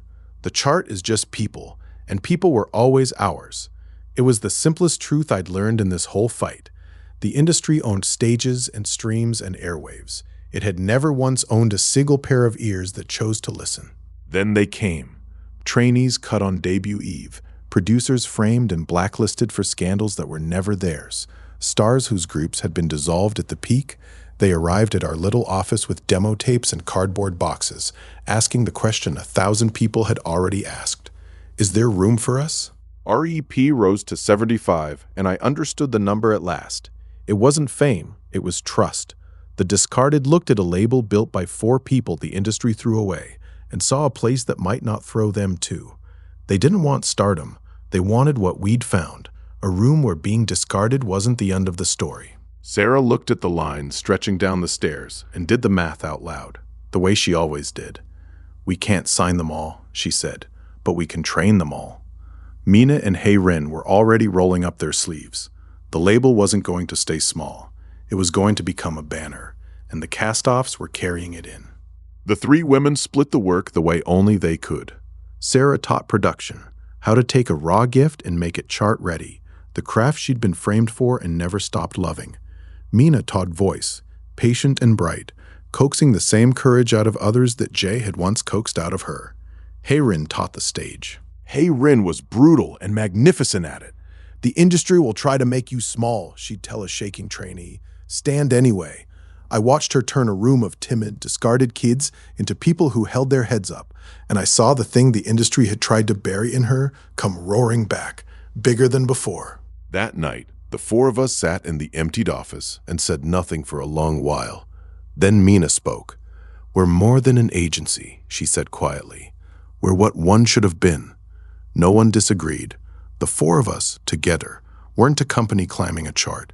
We were a family holding a door open, and more of the discarded were walking through every day. The banner became the thing we were known for, not the name, the idea. The industry's cast-offs, standing together under a small sign in a rented office, refusing to be invisible anymore. Journalists came and called it a movement. They were half right. It was simpler than that. It was just people, finally looking up. I stood beneath the banner and looked at the faces. Producers, vocalists, dancers, kids who'd been told they were nothing and come to a place that said otherwise. Every one of them had a story like mine, like Sarah's, like Mina's, like Rin's. The industry had thrown them all away. We'd just built somewhere to land. Talentless, Kang had called me the night he cut me. Now the word was on our banner, and it meant the opposite of what he'd meant. It meant the people the industry couldn't see, the talent it never bothered to hear. We weren't the exception anymore. We were the proof that the machine had been throwing away its best the whole time. Kang came back with the Cartel behind him And a challenge for all the world to hear. One final chart war, he said, standing at a podium under a wall of lights.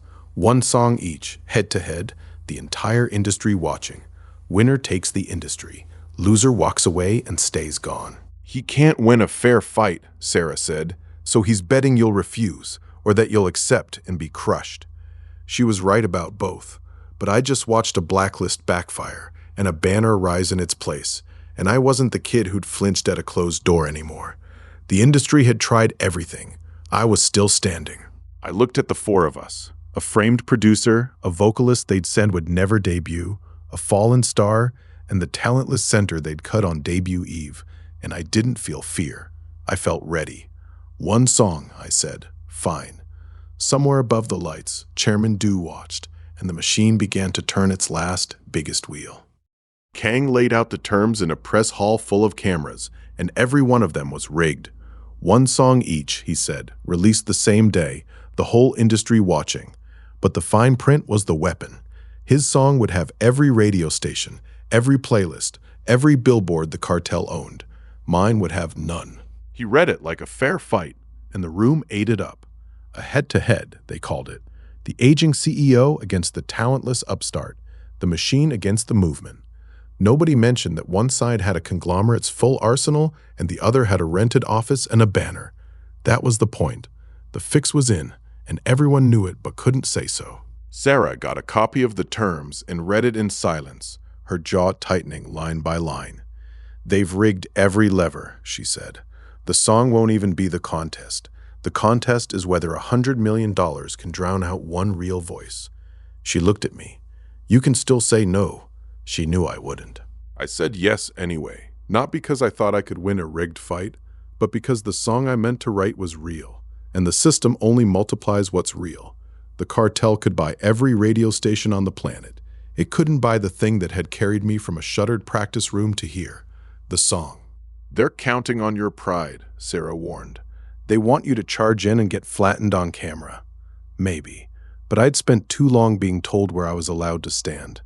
The boy who'd signed a $50,000 debt to a man who never looked up from his phone was done asking permission. A real song doesn't need it. The decision settled over the room, and the three women didn't try to talk me out of it. They started planning. That was the thing about this team. No one asked if we should fight. They asked how. Within an hour, the office was a war room, and the song we hadn't written yet was already the most important thing in the building. We poured everything into one song. Not a single blank, a statement. The melody came in fragments, the lyrics on the backs of receipts and napkins. The four of us living in the studio until the song was the only thing any of us could hear.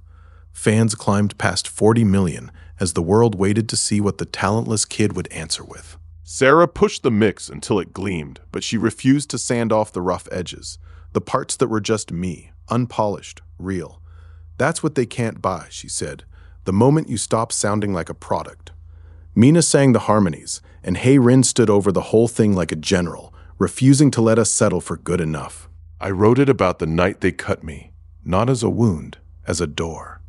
The demo tape, the closed office, the violet light blooming in a shuttered room. Every note was a thing the industry had tried to take from me, and I gave it all back to the song. It wasn't a comeback. It was a refusal set to music. Kang's song dropped first, and the launch was obscene. Every radio station in the city played it on the hour. Billboards, playlists, primetime slots, the full weight of the cartel's machine, aimed at one track. It was a hit the way a landslide is a hit, and by morning it was everywhere. A song nobody would remember, but everyone would hear. Sarah played it once in the studio and shut it off. "It's a product," she said, "not a song. It's been tested until there's nothing human left in it." She wasn't being cruel, she was being a producer. The track was perfect, and perfection was exactly its weakness. Nobody falls in love with perfect, they fall in love with true. But the machine did its work. The bot hit sat at the top of the chart on borrowed momentum, and the gap between Kang's number and mine looked impossible. "They can buy everything," Hae-rin said, "except the moment the song comes on and someone stops breathing." She meant ours. I hoped she was right. We tracked the song the night before release, and I sang it like it was the last thing I'd ever sing. No warm-up, no takes, no polish. Just me and the booth and the words I'd been carrying since the night they cut me. The systems panel hung in the corner, reading every note, multiplying every real thing I gave it. Sarah's voice came through the headphones, quiet and steady. "Don't perform it, just tell it." So I did. I told the room about the cardboard box and the debt and the 6 years of being told I was nothing. And somewhere in the middle of the take, the song stopped being mine and became everyone's. Every discarded kid who'd ever been made to feel talentless. When I finished, there was a long silence. Then Mina, through the glass, wiped her eyes. Hae-rin didn't say anything, but she didn't look away. The system's number glowed in the corner, and for the first time in my life, I knew the song was exactly as real as the fight we were about to lose or win. We released it with nothing. No radio, no billboard, no playlist. Just the fans. And the fans did what the Cartel forgot they could do. They shared it. It spread the way real things spread, person to person, phone to phone. And the song the machine had spent $100 million to bury started climbing the chart all by itself. SONGS ticked to 7, and money surged to 20 million as the world bought the song the industry had tried to smother. Kang's bot hit was everywhere, but everywhere had stopped mattering. Ours was the one people were choosing, not being sold. The fix was still in place, and it wasn't enough. Real had finally outweighed loud. I watched the numbers climb and felt the system do what it had always done, multiply what was true. The Cartel had rigged every lever except the one that mattered. You can buy a chart. You can't buy the way a song makes someone feel. And that night, a talentless kid's song was making millions of people feel something real. The public chose. Not in a vote, not in a poll. In the way 100 million small decisions added up. One play, one share, one person at a time. Kang's song had the machine. Mine had the people. And when the numbers crossed, it wasn't close. The talentless song passed the bot hit and kept climbing, and the whole industry watched it happen. Rep rose to 82, and I felt the ground shift. This wasn't a chart position anymore. It was a verdict. The industry's own audience had looked at the rigged fight, looked at the bot hit, and chosen the kid with the real song in the rented office. The machine could buy everything except that. Sarah let out a breath I didn't know she'd been holding. Hae-rin laughed, loud and raw. Mina grabbed my arm and didn't let go. And on every screen in the city, the impossible thing was happening. The talentless nobody they'd cut on debut eve was beating the entire machine at its own game, out in the open. I found Kang backstage after, and he looked smaller than I remembered. Not beaten, emptied. The man who'd called me talentless without looking up now had nothing left to look away from. The war was over, and he'd lost it in front of everyone. I'd imagined this moment 100 times, and it was nothing like I'd imagined. "Say it," he said, almost daring me. "You won. Gloat." And I could have. The kid in me, the one with the cardboard box and the $50,000 debt, wanted to. But carrying the hate would have made me exactly what they were, a man who only knew how to win by making someone else small. I didn't want to become him. "I forgive you," I said, and I meant it. Not because he deserved it, but because I did. The anger had kept me alive, and now it was heavy, and I was done carrying it. Kang looked at me like he'd never heard the word before. Maybe he hadn't. I walked away lighter than I'd been in 6 years. The chart war was won, and the Cartel's ranking cracked with it. Not the numbers, the certainty. The industry's whole order rested on the idea that the machine decided what was real, and a talentless kid with a real song had just proven otherwise in front of everyone. The crack wasn't loud. It was the most dangerous kind of damage. It was doubt. Sarah put it best, reading the fallout in the trades. They didn't just lose a chart war, she said. They lost the story. And a machine that loses the story loses everything. She was right. The discarded were watching, and they'd seen one of their own beat the biggest machine in the industry. There was no putting that back in the box. But the celebration was short, and I felt the shape of what was coming before it arrived. Men like Chairman Do don't accept a loss. They escalate. We'd beaten the freeze, the blacklist, and the chart war. Whatever they reached for next would be total.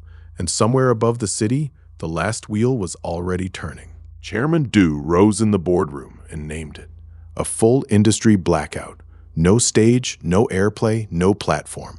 Nothing, anywhere, would touch the talentless label. It was the freeze and the blacklist made absolute, the machine's final answer to a problem it could neither buy nor beat. Total, he called it. Total it was. The men in the room nodded, and I understood the logic of it, cold as it was. We'd proven we could beat them on their own chart, so they were going to take the chart away entirely, burn the stage rather than share it. It wasn't a strategy. It was a surrender dressed as a weapon, the last move of a machine with nothing left to lose. I didn't know any of this yet, down in the warmth of the office, laughing with 3 women who just helped me win the biggest fight of my life. But the wheel above us was turning, and the blackout it was about to unleash would test us in a way no chart ever could. The industry was done playing. So were we. The blackout was declared like an edict. No stage, no airplay, no platform would touch the talentless label. The cartel's word, delivered down every channel it owned. In a single morning, the industry we'd fought so hard to climb simply erased us from its machinery, as if we'd never existed at all. Chairman Do spoke to a wall of screens, and one by one, they went dark. Radio towers fell silent. Venues canceled. Platforms delisted us. It was the freeze and the blacklist made absolute, the machine's final answer to a problem it could neither buy nor beat. Total, he called it, with the calm of a man who believed the word could end things. I watched it happen and felt the old cold reach for me. The voice that said this was where the story ended, a talentless nobody finally crushed by the machine he dared to climb. But then I looked around the room, and the 3 women weren't afraid. They were angry, and anger, in this family, had always been a kind of fuel. The shutout was total. Every stage we'd booked was canceled. Every radio slot, gone. Every platform page, blank. The industry's machinery, which had fought us for months, now simply refused to acknowledge we existed. Not even a villain's monologue, just silence everywhere, like a signal cut at the source. Sarah worked the phones until her voice went hoarse, and every call ended the same way. "It's not us," they'd say. "It's the cartel. Nobody wants to be next." And there it was, the real power of the blackout. It wasn't that we were banned. It was that everyone else was afraid to be seen standing next to us. For a while, it worked. The office went quiet. The phone stopped ringing. Even the brave ones stopped calling, because the machine had made the cost of loyalty clear. I stood in the silence and let the weight of it settle. Then Mina said, very quietly, "The fans aren't afraid." She was right. They never had been. It backfired, and it backfired fast. The public had watched us beat a rigged war, and now they watched the machine answer by erasing 4 people from the industry entirely. There's a line even the jaded won't cross, and the blackout crossed it. Overnight, the story flipped. The conglomerate fighting 4 people, in the open, for everyone to see. FANS surged to 60 million, and the surge wasn't numbers, it was fury. People who'd never heard our music took our side on principle, because the blackout was so nakedly cruel. The Cartel had meant to make us disappear. Instead, it had made us the most visible thing in the industry. Every locked door made 100 people push harder to find us. "They never learn," Sarah said, watching the outpouring. "Every time they swing for 4 people and hit 40 million. She was almost laughing. The blackout was supposed to be our grave. It was turning into our megaphone, and the machine, for all its power, couldn't understand why. It had never once listened. So we went where the cartel couldn't follow, not to a stage they could cancel, not to a platform they could delist, to the fans themselves. Word spread the way real things spread, and a free, self-organized gathering took shape in an empty stadium no one had rented, no one had sanctioned, and no one could shut down. They came with speakers and lights and their own voices, Tens of thousands of them, filling a space the industry didn't own. It wasn't a concert, it was a statement. The machine had taken every stage we had, so the people built us a new one out of nothing, out of themselves, and the cartel could only watch because there was nothing left to freeze. I walked out into that sea of faces with no set list, no production, No plan, just a song in a room made entirely of people who'd chosen to be there. The violet panel glowed above me, but for once, the number wasn't the point. The point was the sound of 60 million people deciding they were done letting a machine tell them what was real. We sang, and the blackout collapsed. Not slowly, all at once, the way a dam goes. The fans recorded everything and leaked it everywhere, through every seam the cartel had tried to seal. The song the machine had erased from every platform came roaring back on a million phones, and no edict on earth could call it back. Songs ticked to 8, and money surged past $50 million as the world bought what the blackout couldn't suppress. The cartel had built a wall around us, and the people had simply walked over it, singing. Every rule the industry owned was now a joke, and the punchline was 4 people and a crowd that wouldn't be silenced. I looked out at the sea of raised phones and Understood the blackout for what it had been all along. The last, desperate act of a machine that had run out of honest ways to win. It could take our stage. It could not take our voice. The moment the music hit the crowd, the war was already over. The machine just hadn't admitted it yet. The cast-offs flooded in. More than ever. Every discarded trainee, every framed producer, every disbanded star who'd been watching from the shadows saw the blackout break and came to the one banner the machine had failed to tear down. Rep rose to 88, and the label we'd built in a rented office became the industry's open secret. They didn't come for fame anymore. They came because the blackout had proven something no one could deny. The machine could throw you away, but it couldn't make you stop existing. A label built by the discarded for the discarded had just stood up to the entire industry and not fallen. That was worth walking toward. Sarah looked at the line winding down the stairs and Out into the street, and for once, she didn't reach for the math. "We're going to need a bigger room," she said, and Mina laughed, and Hey-Rin just folded her arms and smiled like a general watching her army arrive. The banner had stopped being a sign. It was a door now, and it was open. The 3 women led the label's 3 fronts, and the machine of the discarded began to run on its own. Sarah took production, the ear that turned raw gifts into finished sound, now training 100 pairs of hands to do the same. The industry had framed her for a crime she didn't commit. Now she was building the thing that would replace it. Mina took voice, the once-in-a-generation instrument the industry had told Would never debut, now coaxing the same courage out of kids who'd been told the same lie. Her patience was infinite, her brightness contagious, and the voices she lifted were already beginning to drown out the ones that had silenced her. Hey-Rin took the stage. Command, presence, the star power the industry had tried to bury. She taught the discarded to stand like they belonged, because she'd had to learn it the hard way. 3 women, 3 fronts, 1 banner. The blackout had tried to erase us. It had instead organized us into something unkillable. That night, with the office finally quiet, the 4 of us sat in the warm lamplight and didn't say much at first. Then Mina spoke, and it was the truest thing any of us had said in months. "We didn't build a label," she said. "We healed one into being." Nobody argued. There was nothing to argue with. I looked at them, a framed producer, a silenced vocalist, A buried star, and saw what we'd actually made. Not a company, not a chart position, a place where the broken came and left whole. Every one of us had been thrown away by an industry that called us worthless, and every one of us had built, out of that wound, the thing that would throw the industry's cruelty back. The systems panel glowed faintly in the corner, and I understood, at last, what it had been multiplying all along. Not talent, hope.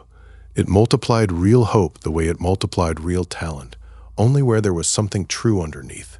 And in this room, in this family, there was more truth than the machine had ever been able to see.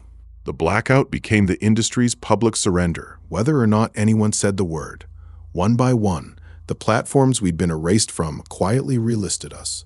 The stages that had canceled us called back.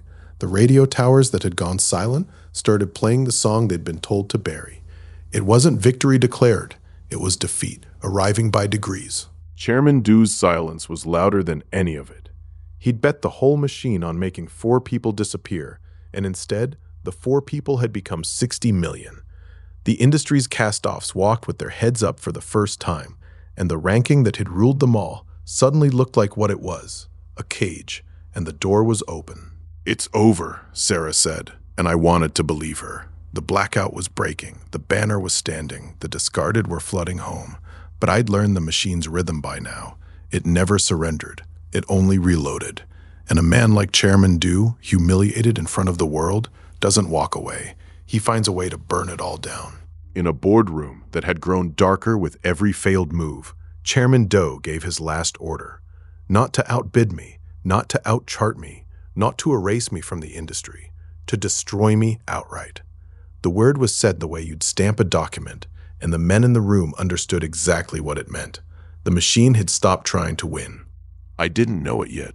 Down in the warmth of the office, I was laughing with 3 women who'd just done the impossible, and the world outside was waking to a banner that wouldn't fall. The blackout was over, and we'd won. But the victory had one cost I couldn't see coming. The moment a machine runs out of ways to beat you, it starts looking for ways to end you. The violet panel glowed beside me, steady and patient, the way it had on the night everything began. It had carried me from a shuttered practice room to 60 million fans, and it wasn't finished with me yet. Neither was the cartel. The last fight was coming, and this one wouldn't be about a chart at all. The cartel's last move wasn't a freeze or a legal threat. It was dirt. One morning a video appeared, doctored, grainy, cut to make it look like I'd paid a producer to ghostwrite my songs. The same songs I'd written alone in a practice room at 3 in the morning. Chairman Do didn't even bother to make it good. He only needed it to be loud. It was loud. It hit every feed before sunrise, and by noon each outlet had run the same headline. The talentless idol faked it all. 6 years of being told I was nothing, and the one thing I'd ever been sure of, they tried to steal with a cheap edit and a paid troll farm. The video was fake. I knew it was fake. But a lie doesn't need to be true to do its work. It only needs to be first. By evening, the first cracks appeared. Fans asking questions, comments turning ugly, my name trending for all the wrong reasons. I watched it happen in real time. The label office was dark except for the monitors, and on every screen, the same number, falling. Fans I'd never met were unfollowing, unsubscribing, believing a stranger's edit over the songs I'd bled for. The system read it all back to me, indifferent and exact. 60 million fans. I'd climbed so far I'd forgotten the number could go down. The system had warned me once. Fame is a double-edged stat. I was learning the sharp edge, watching a million faces turn away at once, and there was nothing to do but wait for the lie to burn itself out. Sarah stood behind me with her arms crossed. "A doctored clip," she said, flat. "We can kill it." But we both knew the truth of the industry. You can disprove a lie, but you can't unrun a headline. By the time we proved the video fake, half the world would only remember there'd been a question. Sarah worked through the night, and she was the first discarded thing the world ever gave me that refused to stay down. Frame by frame, she pulled the video apart. The splice points, the cloned audio, the shadows that didn't match. "Amateur," she muttered, like it was an insult to her craft. But the proof wasn't enough, and we both knew it. A correction never travels as far as a scandal. That's the rule the industry runs on. Plant the lie, let it spread, apologize later in small print no one reads. The cartel had used it to end 100 careers before mine. Then Mina and Hey Rin came through the door, and I saw what they were holding. Their phones lit up, not with hate, with something I didn't expect. "You need to see this," Mina said, and her voice was shaking, but not with fear. What I saw stopped me cold. Across the feeds, the people the industry had thrown away were standing up. Trainees cut the week before debut, producers fired over scandals they didn't cause, idols discarded at their peak, thousands of them, and everyone was posting the same thing, my song, sang back in their own voices. They'd heard the lie and recognized it, because they'd all been buried by the same one. Every discarded person in the industry had been called talentless, fake, or finished by the same machine that was now trying to end me, and they weren't going to let it happen again, not to the one who'd finally given them a voice. The three women around me, Sarah the producer, Mina the vocalist, Hae-rin the star, looked at each other, and something shifted. We weren't four people fighting a scandal anymore. We were the first four of something much bigger, and it was gathering. it started small, and then it wasn't. 1,000 voices, then more, all singing the same song, the one I'd written the night I was cut. Not a protest, a chorus. They sang it back at me the way I'd always imagined it. Only now, it wasn't my voice carrying it. It was theirs, and it was beautiful. The system ticked upward as they sang, and I understood what it had always been trying to teach me. The system amplifies real talent, and the discarded weren't amplifying me. They were amplifying themselves. Every one of them was real, and the industry had spent years pretending they weren't. Together, they were louder than any lie the cartel could buy. The scandal died that night, not because we disproved it, but because 1,000 people with nothing to gain stood up and drowned it out. The lie ran out of air, and the chart, which the cartel had been so sure it owned, wobbled and held at number 1. We went back to the studio, the four of us, And we made the 9th song. It cost real money, a fortune in studio time and pressing. And it cost us sleep, and it cost me a piece of myself I hadn't known I could spare. Every number 1 has a cost. That was the rule, and I'd learned to pay it gladly. The song wasn't about me. It was about them, the discarded, the cut, the thrown away. Sarah shaped the sound. Mina laid the melody down in that once-in-a-generation voice of hers, and Hae-rin brought the fire. I wrote the words, and for the first time, I wrote them for everyone who'd ever been told they were nothing. When it dropped, it didn't just chart. It became a banner. The cast-offs the industry had thrown away held it up like a flag, and the money that came back was more than I'd ever seen, not because I chased it, but because $100 million worth of people finally had something to spend their belief on. They came to the label in waves after that. Trainees with cardboard boxes of their own, producers with stolen resumes, idols the industry had dropped and forgotten. They didn't want jobs. They wanted to stand somewhere that wouldn't throw them away. And somewhere along the line, they decided that somewhere was us. They named me their center. Not a CEO, not a boss, a center. The way a group has a center. The word meant something to people who'd been cut from lineups. It meant there was a place where you weren't the one left out. I looked at the sea of faces and didn't know what to say. The reputation number rose, and the system recorded it without sentiment. But the thing the number couldn't measure was heavier. The weight of thousands of people deciding to trust a kid who'd once sat alone in a shuttered practice room with nothing but a demo tape and a debt. That night, when the last of them had gone, the 4 of us sat in the quiet label office with the lights low. Sarah poured tea she brewed 3 times because she kept getting pulled back to the monitors. Mina had fallen asleep on the couch, her phone still clutched in her hand. Hae-rin stood at the window, looking out at the city. And I understood then The thing I'd been chasing since the night the director called me talentless. I hadn't wanted fame. I'd wanted someone to hear me. And somewhere along the way, between the first number 1 and the millionth fan, I'd stopped trying to be heard and started listening to every discarded person screaming into the void the way I had. Sarah caught me staring into the middle distance and said, "You gave them a voice, you know." And I realized she was right, and that it had never been the system that gave them anything. The system just multiplied what was already there. They'd had the voice all along. They only needed someone to believe it was real. The agencies called us a movement, and for once the word fit. The 4 of us stood at the head of it, a discarded producer, 2 discarded voices, and a fallen star.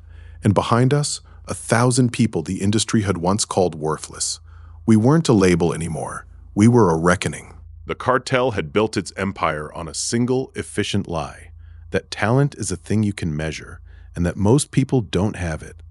We'd spent the last year proving the opposite. Every one of the discarded was a real talent the machine had filed down and thrown away, and now they were all standing up at once. I looked out at the crowd and felt something I hadn't felt since the demo tape. Not fear, not the old voice saying talentless. Something quieter and more dangerous. Hope. the kind of hope that makes the people who run the chart lose sleep. And somewhere above us, I knew, the cartel was watching it grow. In his boardroom, Chairman Doe watched the feeds the way a man watches a fire reach his property line. Every screen showed the same thing, 1,000 discarded people and rising. The scandal had cost him, and the cost had bought him nothing. For the first time, the man who owned the chart looked like he might not own it much longer. One final spectacle, he said, to the empty room or to the men who'd stopped arguing. A charity broadcast, the whole industry watching, and this time, his hand tightened on the arm of his chair. The talentless idol doesn't take the stage. He'd spent a career discarding people. Now he was betting the whole house on discarding one more. I didn't know any of it yet. I only knew that somewhere, the machine that had thrown us all away was winding up for one last throw, and that when it came, it would come for all of us at once. The gathering was over. The stadium was next, and the cartel was about to find out what 1,000 discarded people do when you try to keep them off the stage. The cartel's charity broadcast was announced the next morning, and it was beautiful. A whole evening of the industry's biggest names raising money for a cause, live to 100 million screens. A charity. The only name missing from the lineup was the one every camera would be pointed at if he showed. Mine. I read the lineup twice to be sure. Every agency was there, every star, every slot filled by someone the cartel controlled. It wasn't a charity, it was a funeral for the idea that I mattered. A whole industry on stage at once, proving it didn't need me. They froze you out, Sarah said, completely. Director Kang handled the details, the way he always had, with a smile and a list of names that didn't include the kid he'd once cut. Somewhere in the control room, Chairman Doe watched the run-through and called it perfect. He was about to learn what the word perfect was worth. We weren't just uninvited, we were erased. No stage, no airtime, no seat in the house. The cartel had made sure that for 3 hours, the whole country would watch an industry that had no room in it for a talentless nobody and his cast-offs. And it was working. The narrative was already turning back in their favor. Mina threw her phone down. "They're burying us on live television," she said, and she wasn't wrong. Hae-rin stood at the window with her arms crossed, the way she did when she was deciding something. Sarah said nothing, which was worse. Sarah was never quiet unless she was building. Then Hae-rin turned around. "So we don't ask permission," she said. The three of them looked at me. It wasn't a question.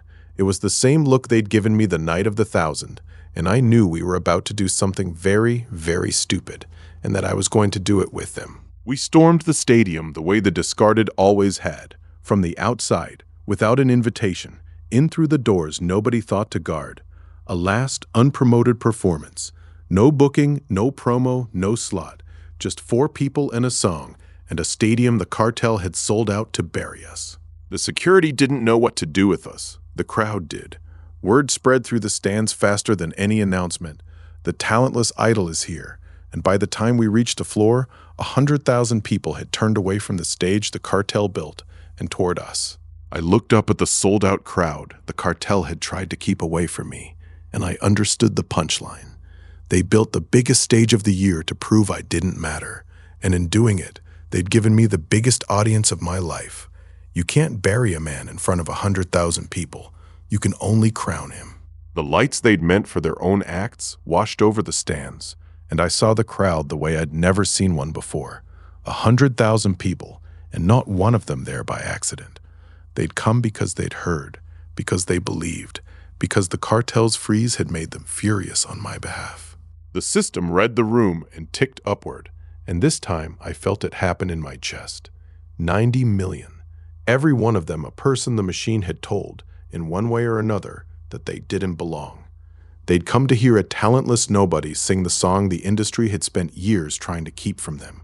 Sarah, Mina, and Hae-rin stepped up beside me, and the crowd's roar hit us like weather. We hadn't been given a stage. We'd taken one. And somewhere in the control room above, I knew Chairman Doe was watching his charity turn into something he couldn't script. I'd saved one song, the one I'd written the night I was cut, in the shuttered practice room above the convenience store, when the director's word, talentless, was still ringing in my ears, and the only thing I had left was a melody nobody had ever asked to hear. I'd never performed it. I'd been saving it for the night it mattered. It mattered now. I poured everything into it. 6 years of dawn practices, a $50,000 debt, every door that had closed, every person who'd looked away. I didn't sing it to win. I sang it because it was the truest thing I had, and the system only multiplies what's real, and this was the realest thing in the stadium. The crowd went quiet. Not the polite quiet of an audience waiting for a hit. The held breath quiet of 100,000 people realizing they were hearing something they weren't supposed to be allowed to hear. The song the industry had thrown away, sung in the house the industry had built to bury it. Then they sang it back. 100,000 voices, the second verse, and it wasn't a sing-along. It was an answer. Every discarded person in that stadium, and every fan who'd ever been told they didn't matter, opened their mouths and gave the song back to me louder than I'd ever sung it. The 10th song. It cost me everything I had left to give, and the system paid it back the only way it knew how. Not in applause, but in numbers that moved like a heartbeat. Money I hadn't chased, fans I hadn't bought, a reputation built one real note at a time. The cost and the consequence, always the same coin. The Cartel's cameras were still rolling. They'd built the broadcast to bury me, and now they were broadcasting the thing they'd spent a year trying to stop. There was no cutting away, not from this. The whole industry was watching the talentless idol own their stage, live, and there was nothing any of them could do about it. The broadcast that was meant to bury me crowned me instead. Every screen in the country carried the same image. A kid the industry had cut, center stage in the biggest venue of the year, 100,000 people singing his song. The charity didn't matter anymore. The charity was over the moment the talentless idol opened his mouth. The reputation number locked higher than it had ever been, and I finally understood what the system had been building toward. This wasn't about the chart anymore. It was about who got to decide what talent was, the men in the control room or the 100,000 people in the stands, and the stands had just voted. I looked up at the control room window, dark and high above the stage, and for a second I thought I saw Chairman Doe's silhouette. He'd bet the whole house on one spectacle, and the spectacle had turned on him. The chart was still there, glowing on every feed. It just didn't mean anything anymore. Backstage, after the roar had faded and the last camera had cut, the four of us stood in the quiet and didn't speak for a long time. Sierra's blazer was creased from the crowd surge. Mina's stage dress was damp with the sweat of the encore, and Hayrin's hair had come loose. They looked wrecked. They looked like the strongest people in the industry. I'd spent a year climbing, and somewhere I'd started to think of them as the prize at the top. The producer, the vocalist, the star, mine to keep. That night, I saw how wrong I'd had it. They weren't the prize. They were the climbers. They'd been beside me the whole way, not behind me, and the view from the top belonged to them as much as to me. We did it, Mina said, and her voice cracked on the last word. We didn't, Hayrin corrected her, and she was smiling, the real one. The one I'd only ever seen in glimpses. They did. She nodded toward the stands, where the last of the 100,000 was still filing out, and we just proved they were never the problem. The stadium emptied, and I stood alone on the stage the Cartel had built, and felt the silence. The chart was still number one. It would be number one for a long time, because the system had done what it did. But the ranking itself, the thing the Cartel had spent a lifetime owning, was dust. Nobody in that stadium had come for a number. The industry had run on a single question for decades. Where do you rank? It had discarded people for the answer. It had built and broken careers by it. And in one night, in front of 100,000 people, the question had stopped mattering. Talent isn't a ranking. It never was. The machine just needed you to believe it was. The chart board would keep score. The agencies would keep selling the idea that the number was the point. But I'd seen 100,000 people sing a song the chart had rejected, and I knew the truth now. The number was the cage, the song was the key, and the whole industry had just watched me turn the key in the lock. In boardrooms and dressing rooms across the city, the agencies that had once mocked me sat very still in front of their screens. The same executives who'd laughed at the talentless cut, who'd signed the freezes and spread the rumors, watched the replay of 100,000 people singing a song they'd never approved. And one by one, they reached for their phones. They didn't call to gloat. They didn't call to threaten. For the first time, the men who ran the industry called because they were afraid of what came next, of a talentless nobody who'd just proven he could fill their stadium, move their crowd, and break their chart without their permission. And afraid men, I'd learned, do only one thing. They kneel. I didn't know they were calling yet. I was still on the empty stage, watching the last light go out, with the 3 women beside me and 100,000 voices still ringing in my ears. But somewhere above the city, the phones were already ringing. The kneeling was about to begin, and it would start with the man who'd called me talentless in the first place. They came the way the powerful always come at the end. In a line, one black car after another, up to a building they'd once have burned to the ground. Director Kang came first, because he'd called me talentless with his own mouth, and a man like that needs to be first through the door or not at all. The agencies followed, all of them. Dae-hyun was in the line, my old groupmate, the one who'd stood in that office and looked away when I was cut, the one who'd taken the spot I lost and never once met my eyes after.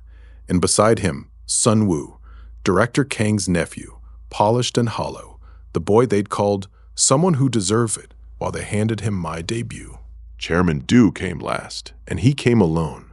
The man who owned the chart, who'd planted the scandal and rigged the broadcast, walked into my house like a king who'd already lost his crown and knew it. They'd all come to bend the knee, not to fight. The fighting was over. This was the settling of accounts.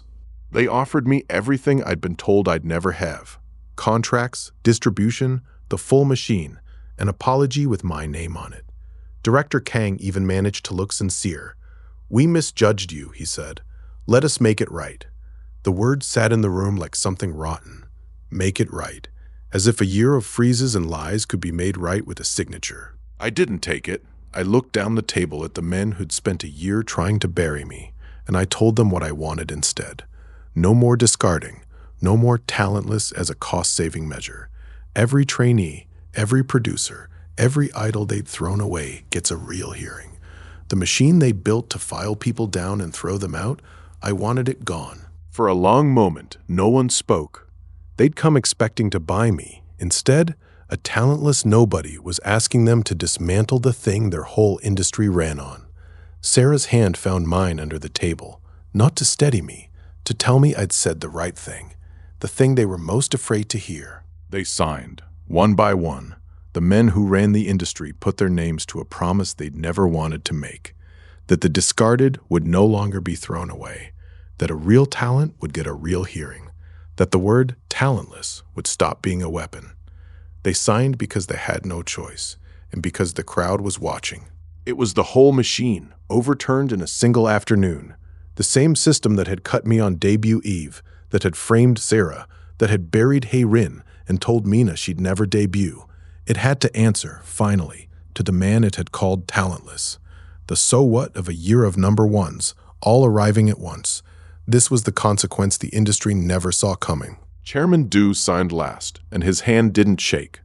The cartel head put his name to the death of his own machine with the same cold calm he'd once used to freeze my chart. Then he looked at me across the table, and for the first time, I saw something in those hard eyes I recognized.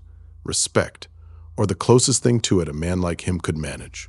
That night, alone in the quiet, the system gave me the number it had been building toward since the night in the practice room. It didn't flash or flare. It just settled, the way a lock settles, and I read it once, then again, because I couldn't quite believe what it said. 100 million. 100 million fans. 100 million people who'd heard the talentless kid and decided he was worth listening to. The 11th song had charted while I wasn't looking, the anthem of the discarded, the one the 1,000 had sung in the square, and the number had crossed the line the whole industry once swore I'd never reach. The system had a rule, and it had never once broken it. It amplifies real talent. It doesn't fabricate it. 100 million fans weren't a number the system had printed. They were 100 million real people, each one proof that the thing the industry called talentless had been real all along. I sat with that for a long time. Sarah, Mina, and Hae-rin were there when the number locked. Because of course they were. They'd been there for every number before it. Sarah, the producer, who'd heard a demo nobody wanted and bet everything on it. Mina, the vocalist, who'd been told she'd never debut and now carried a voice the whole world knew. Hae-rin, the star, discarded at her peak, who'd come back bigger than she'd ever been. We stood in the quiet, and looked at the panel, and for once, none of us said anything clever. The 3 women who'd been thrown away, and the talentless trainee who'd been cut, the 4 of us, founders of something none of us had set out to build, a new order, not because we'd wanted power, because we'd refused to let the old order win. I thought about what the system had actually done for each of them. It hadn't made Sarah a producer, or Mina a voice, or Hayrin a star. They'd been those things all along, buried under scandals and doubts the machine had piled on. The system just multiplied what was real, and standing there, I finally saw them the way the system always had. Real. All of them, including me. The reputation number was the last to move, and when it did, it locked at 100, the highest it could go. A year ago, it had been 0, a talentless nobody with a debt and a demo tape, invisible to an industry that measured worth by a number. Now the number was full, and the industry was lining up to call the man behind it the most honored name it had.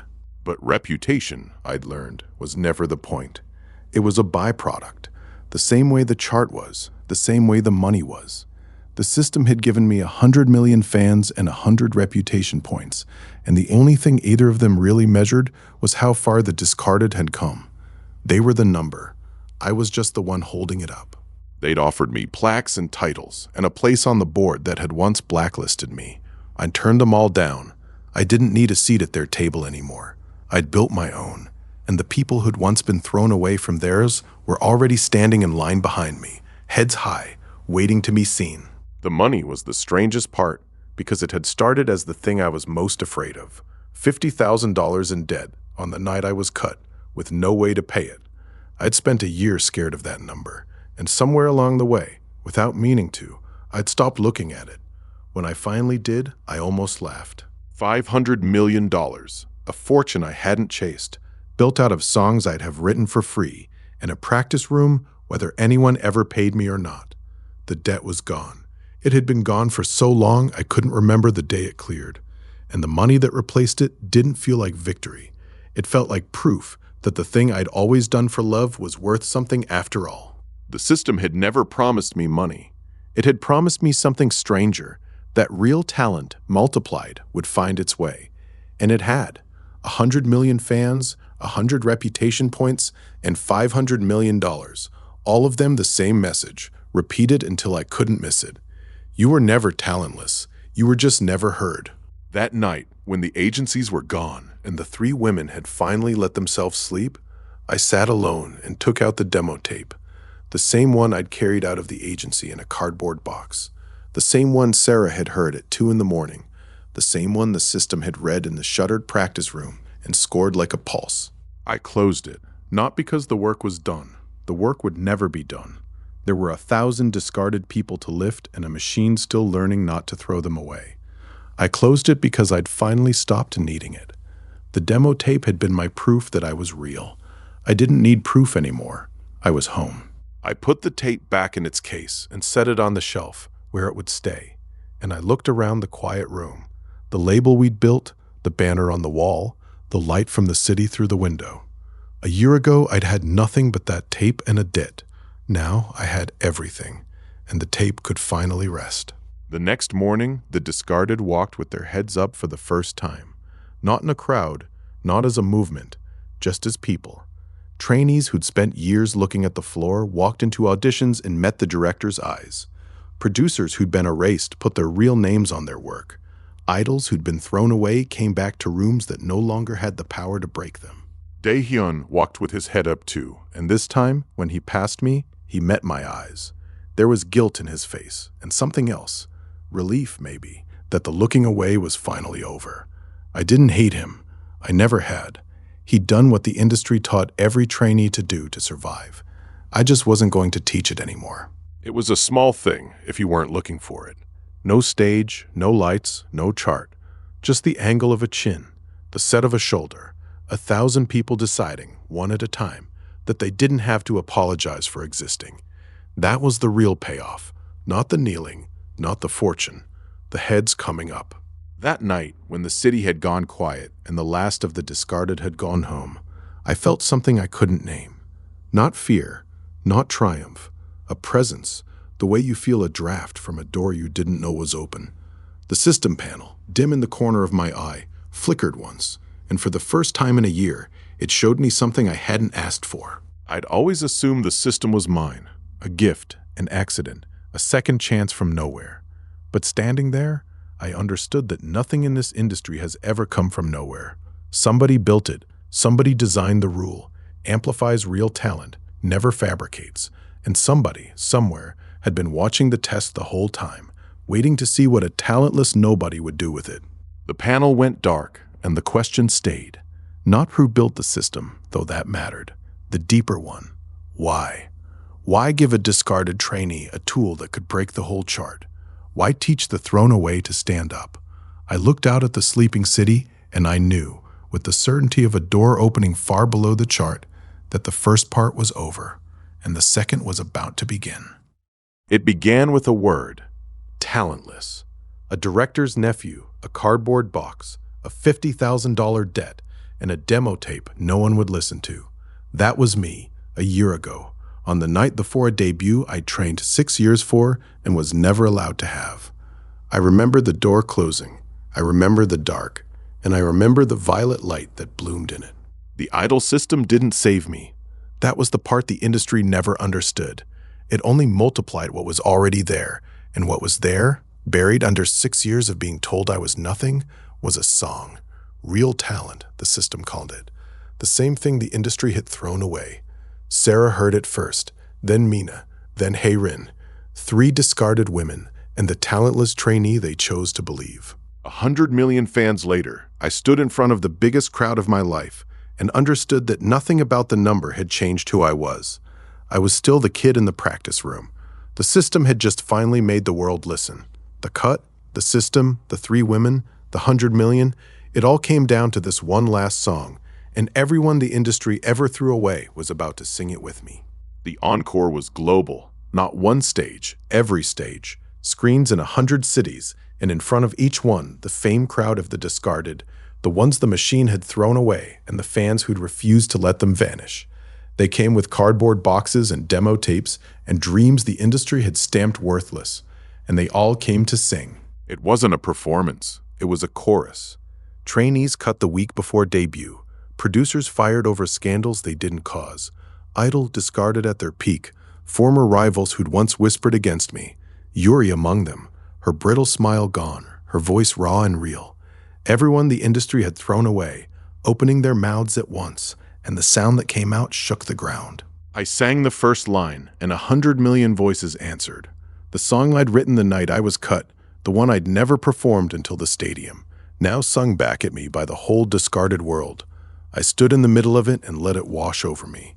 This was the encore. This was the proof, and it was loud enough to reach the men who'd once called it worthless. The new order held. That was the thing the cartel had bet against, and it was the thing that held. The chart was still there, the agency still ran, the numbers still moved, but the machine that discards, the one that files people down and throws them out, that machine was gone. Not dismantled in a day, dismantled because 100 million people had decided it was wrong. The so what of everything, arriving all at once. Every number one had cost me something, and every number one had caused something, and the sum of all those somethings was standing in front of me, an industry that no longer had the power to make a talentless nobody disappear. The discard machine was the first casualty. It wouldn't be the last. Chairman Du watched it happen from a distance, and I didn't need to see his face to know what he was thinking. The chart he'd spent a lifetime owning had just outgrown him. The talentless idol hadn't broken the chart. He'd broken the idea that the chart was the only thing that mattered, and that no machine could rebuild. The system gave me the final number the way it had given me the first. Quietly, in the quiet, when the roar had faded. It read the same in every language, and I read it twice, because it was the last number it would ever show me, and I wanted to remember it exactly.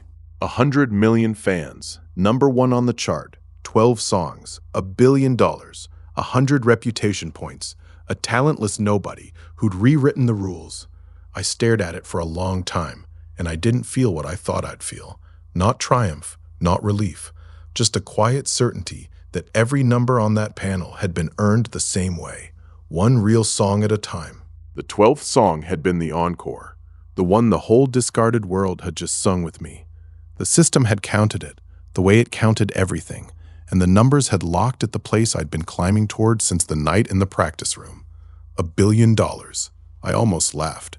The kid who'd once been 50,000 in debt, now worth a number he'd never even asked for. Sarah, Mina, and Hae-rin stood beside me, and they were each a number one in their own right. Sarah, the producer, whose name was finally on the record she'd made. Not buried, not erased, but hers. Mina, the vocalist, whose once-in-a-generation voice had carried songs to the top on its own. Hae-rin, the star, bigger now than she'd ever been at her first peak. They could have gone anywhere. The offers had been coming for months. Solo deals, label deals, the world's biggest stages with their names above mine. But they didn't go. They chose to stay. Not because they needed to, and not because I asked. Because the four of us had built something together that none of us was willing to leave behind. I'd spent a year thinking I was the one climbing, with them behind me. I'd been wrong about that too. They'd been climbing beside me the whole way, and now, at the top, they were still there, not as prizes, not as followers, as the three strongest people in an industry that had once thrown them away, and they'd chosen me. I still don't fully understand why. The agencies knelt one more time, but it was different now. They didn't come to buy me, or to beg, or to make it right. They came to learn. Director Kang, the man who'd called me talentless with his own mouth, sat in a room full of executives and asked me how it worked, how a nobody with no budget had done what their whole machine couldn't. I told him the truth because it was the only thing I had. The system amplifies real talent. It doesn't fabricate it. The industry had spent a lifetime doing the opposite, filing real people down to nothing, then wondering why nothing real was left. I didn't win because I had a cheat. I won because I stopped pretending the thing I made wasn't real, and I told them they could do the same. It was a strange thing, watching the men who'd once discarded me take notes. But that was the point of everything in the end. Not to make them kneel, to make them listen, to teach a machine that had spent decades throwing people away that the only thing it had ever needed was the talent it kept discarding. The talentless idol, teaching the industry what talent was. The money was the loudest number and the least important. $1 billion, the headline screamed, and they'd scream it for a while, because a talentless nobody becoming a billionaire is a story people can count. But I'd learned the truth of it a long time ago. The money was a byproduct, the same way the chart was, and the fans, and the reputation, all byproducts. The legacy wasn't the number, it was the people. The trainees who walked into auditions with their heads up, the producers who signed their real names, the idols who came back to rooms that couldn't break them anymore. 1,000 people, then 10,000, then 100 million, all deciding the same thing, that they didn't have to apologize for being real. I looked out at the discarded, walking tall, and I finally understood what the system had been doing all along. It hadn't been building my career, it had been building them a door, and the door was open now, and they were walking through it, and the money, the chart, the number one, all of it was just the noise the door made when it finally swung wide. That night, when it was over and the last light had gone down, the four of us sat together in the quiet, the way we had 100 times before. Sarah poured the tea, Mina fell asleep on the couch, Hae-rin stood at the window, and I sat there, looking at them, and I finally let myself say the thing I'd been running from since the night of the cut. I'm not the talentless kid anymore. The words felt strange in my own head, like a code I'd borrowed, and only now realized fit. But it was true. I'd spent a year proving I had talent, and somewhere along the way, I'd proved something bigger, that talent was never the thing any of us were missing. We were missing someone to believe it was there. That's all the system ever was, a voice that believed. Sarah caught me smiling and raised an eyebrow. What? She said. I didn't know how to say it, so I just told her the truth. I'm not the talentless kid anymore. And she looked at me for a long moment, and then she smiled back, the warm one. No, she said, you never were. And I believed her, finally, completely. The encore ended, and the lights came up on a new industry. Not a perfect one. The machine still had teeth, and old habits die hard. But it was different. The chart was still there, but nobody was kneeling to it anymore. The word talentless was still spoken, but it didn't have the power to end anyone. It was just a word now, and a word, I'd learned, is only a weapon if you believe it. The stages were full of faces that wouldn't have been allowed on them a year ago. Discarded producers behind the boards, discarded voices in the booths, discarded stars in the light. The industry hadn't been destroyed. It had been returned to the people it was supposed to be for in the first place. And the man who'd done it was standing off to the side, watching, with 3 women beside him. I didn't take a bow. I didn't need one. The new industry was the bow. Every head held high, every real voice finally heard, every talentless nobody given a door. That was the encore, and it didn't end when the lights came up. It was only just beginning, and for the first time in my life, I wasn't afraid of what came next. But far below the chart, in a place the lights never reached, something else was beginning. The system had a rule: amplifies real talent, never fabricates, and I'd never stopped to ask who wrote it. That night, standing in the quiet with the panel dim in my hand, I finally asked, and for the first time in a year, the system answered with something that wasn't a number. Somebody built it. Somebody designed a tool that only works on real talent, gave it to a discarded trainee, and set it loose on an industry built to discard. That wasn't a gift, that was a test, and I'd passed it. Or maybe I'd just finished the first question. The second one was waiting, somewhere below the chart, in the dark where the architect had been watching the whole time. Who built the test and why? That's the question the first part of my story leaves hanging, and it's the one the second part will have to answer. The lights came up on a new industry, and 100 million people went home believing the story was over. But I knew better. The system had never once lied to me, and it had never once told me where it came from. Some doors open. Others, I was about to learn, open inward.